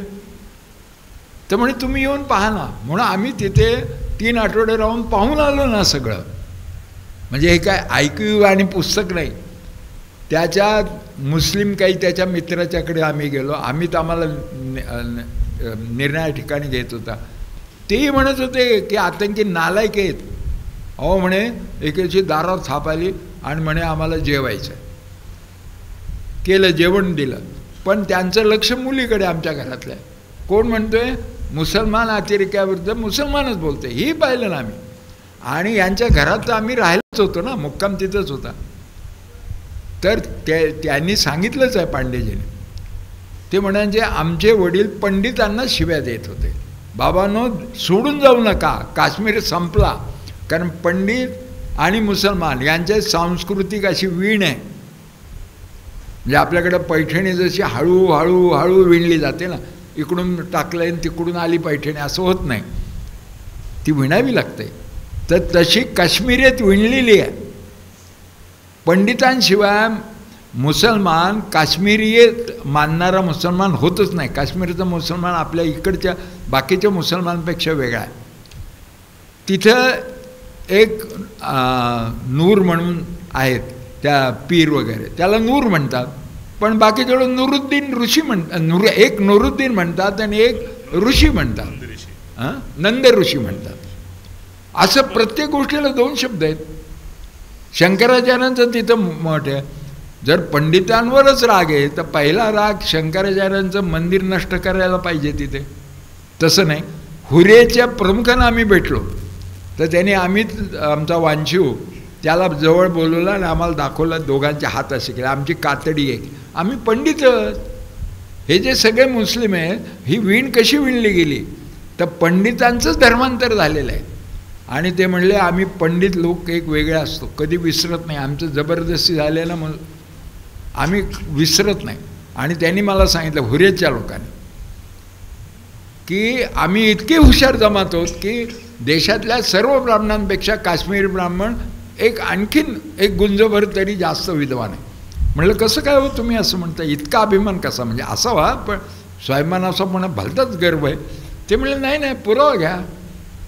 कुठल्या ब्राह्मणाला जगात सगळीकडे रिझर्वेशन आहे. काश्मीरी पंडिताला सिम्बिओसिसमध्ये, फर्ग्युसन कॉलेजमध्ये, पुणे सावित्रीबाई विद्यापीठामध्ये, काय आपल्या पतंगरावांच्या त्या भारती विद्यापीठामध्ये आणि कॅनडातल्या विद्यापीठ, जगातलं एक विद्यापीठ नाही की जिथे काश्मीरींना 2% 5% सॉरी करेक्ट करतो 5% आरक्षण आहे.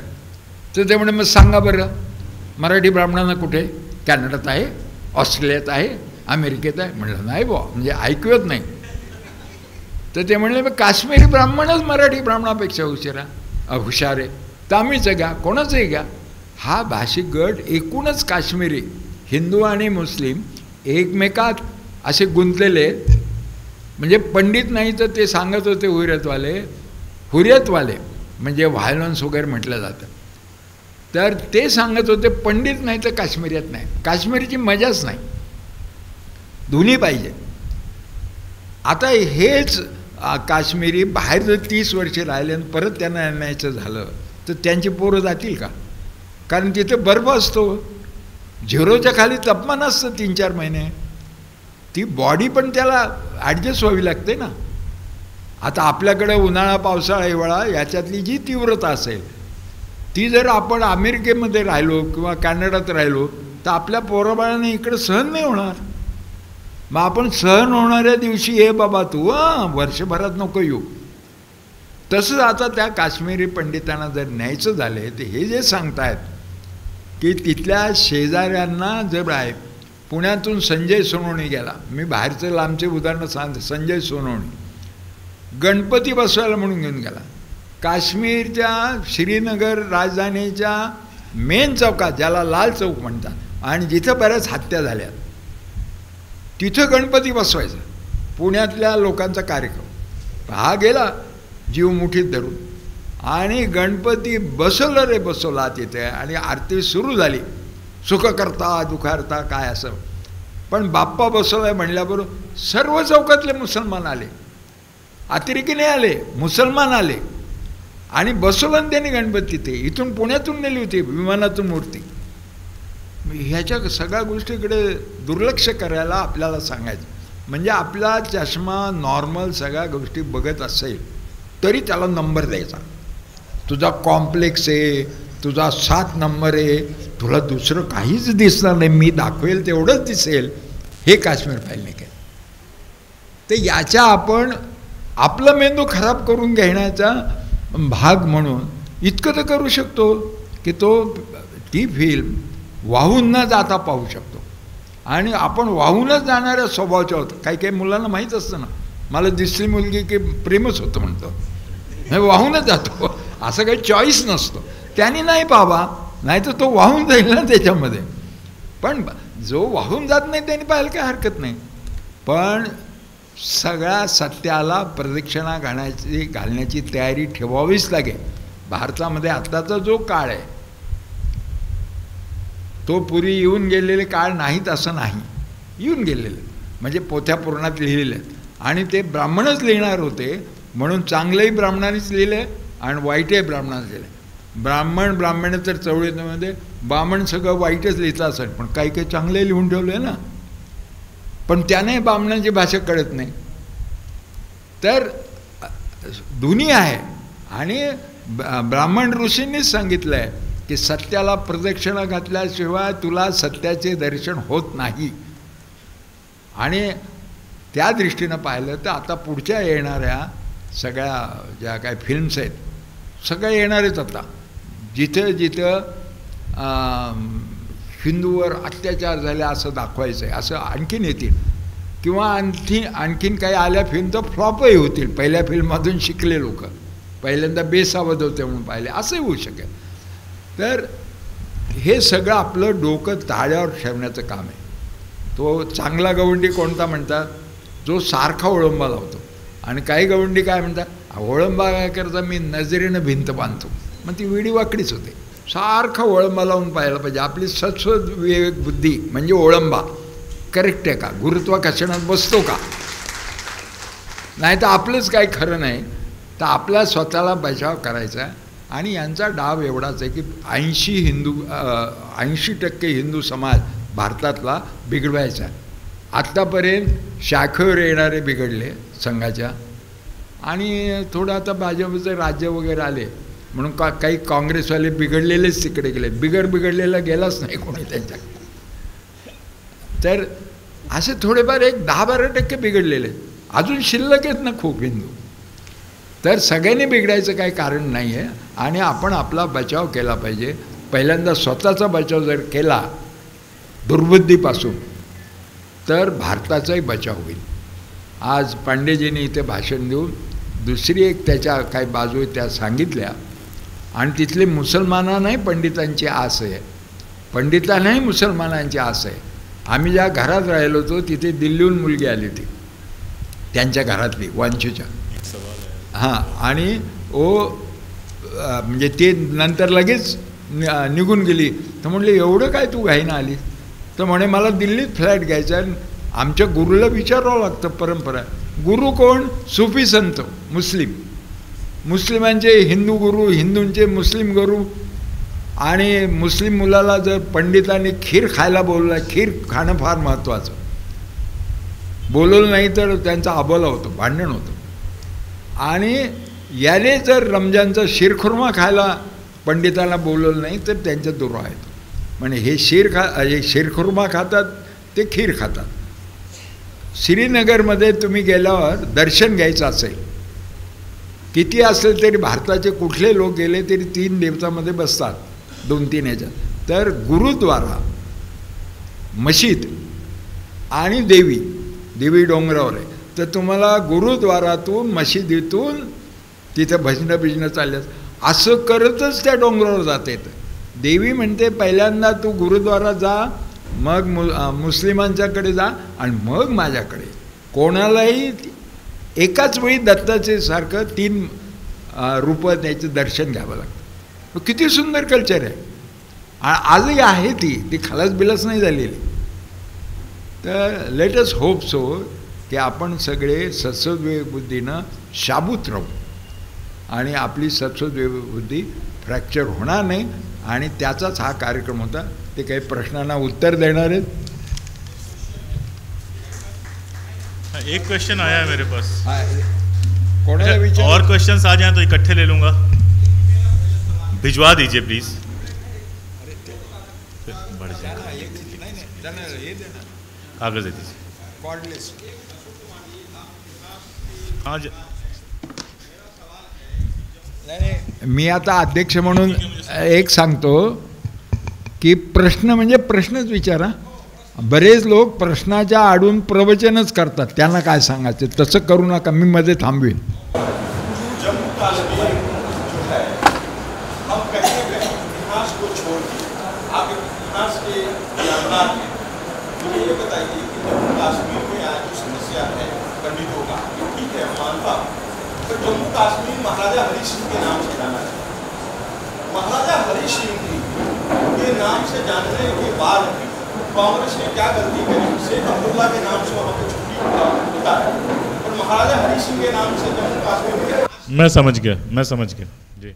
देखिए, पहली बात तो ये गलतफहमी है कि जम्मू कश्मीर को किसी महाराजा हरि सिंह के नाम से जाना जाता है। जम्मू कश्मीर का जो इतिहास है वो बहुत पुराना है। सोनवाने साहब ने आपका ललितादित्य लिखा है और कितने सारे वहाँ पे अच्छे शासक हुए हैं। और हरि सिंह तो बहुत बात के हैं। 1846 में डोगरा ख़ानदान वहाँ पे पहुँचता है, गुलाब सिंह डोगरा। अमृतसर संधि हुई है।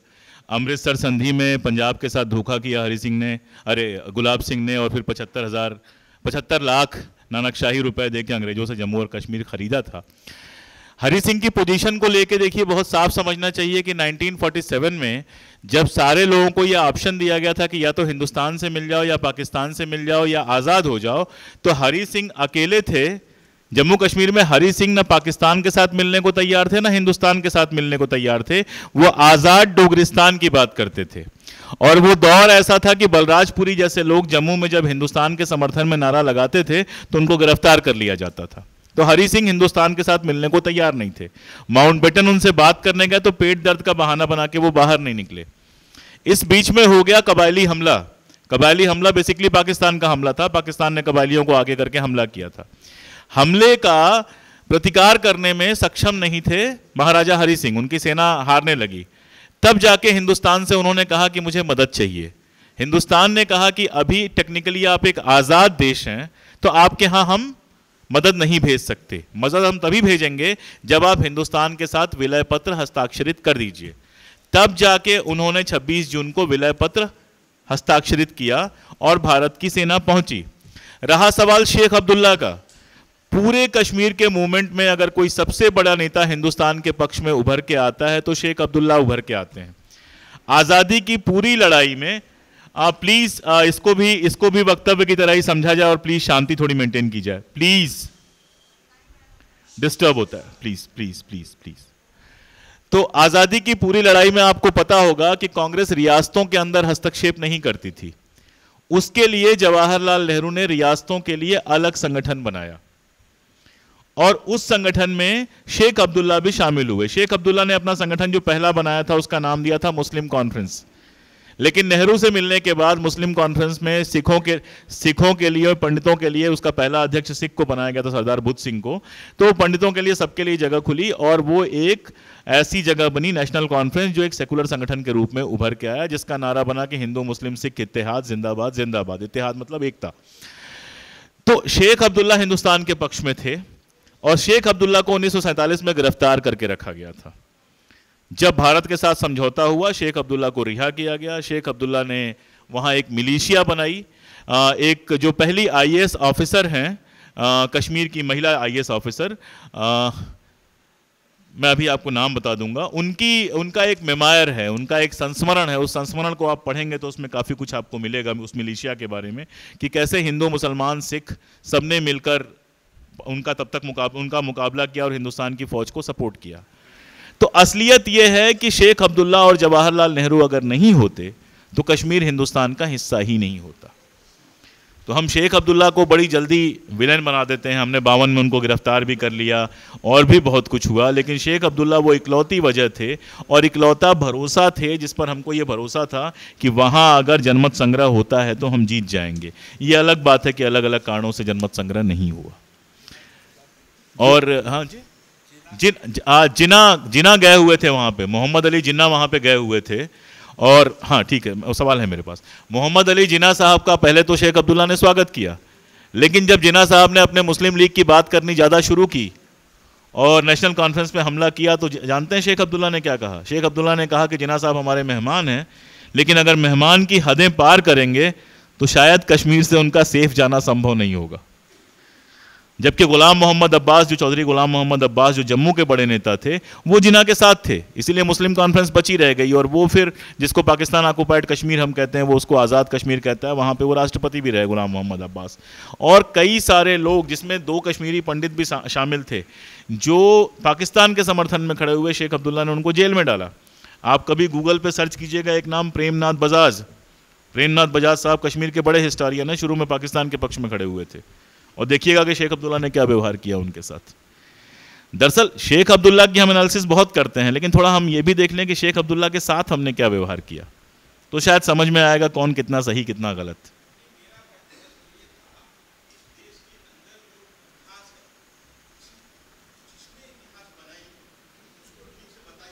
नहीं नहीं, ऐसा नहीं है, सुनिए, इतिहास तो सब उपलब्ध है, कोर्स में नहीं पढ़ाया जाता कश्मीर का, पढ़ने जाएंगे सब मिल जाएगा। हेलो राणा जी एक मिनिट, हम कैसा है कि लिखित सिर्फ सवाल ले सकते हैं, संयोजनाच्या दृष्टीने फक्त लेखी प्रश्न आया था कि 370 को रद्द करने से पहले और आज J&K की क्या स्थिति है। पहली बात तो ये कि 370 की पहली धारा है कि जम्मू और कोई बात नहीं चलने दीजिए, जम्मू और कश्मीर भारत का अभिन्न अंग है, तो वो धारा अभी भी बनी हुई है, उसको तो हटाया नहीं जा सकता। दूसरा, मुझे कहने की जरूरत नहीं है, 370 को हटाते समय जितने दावे किए गए थे उनमें से आप खुद देख लीजिए कि कौन सा दावा पूरा हुआ। मैंने बताया कि अभी परसों एक हत्या वहां पे हुई है, 3 मुसलमानों कश्मीरी पंडित को मारा गया है। आर्मी अभी भी वैसे ही है, 370 के पहले भी AFSPA लगा हुआ था, 370 के बाद भी AFSPA लगा हुआ है। तो 370 हटाने से क्या फ़ायदा हुआ है? पॉलिटिकल फ़ायदा हुआ है, पूरे देश में उसका पॉलिटिकल फ़ायदा उठाया गया, लेकिन वही है कि कश्मीर के बारे में मालूमात नहीं है लोगों को, इसलिए बहुत सारे लोगों को लगता है कि 370 होने से पहले वहाँ वीज़ा कोई लगता था या वहाँ कोई परमिशन मिलती थी। मैं तो 370 के बाद भी कई बार गया, पहले भी गया हूँ, मुझे कोई ख़ास फ़र्क नज़र नहीं आता है।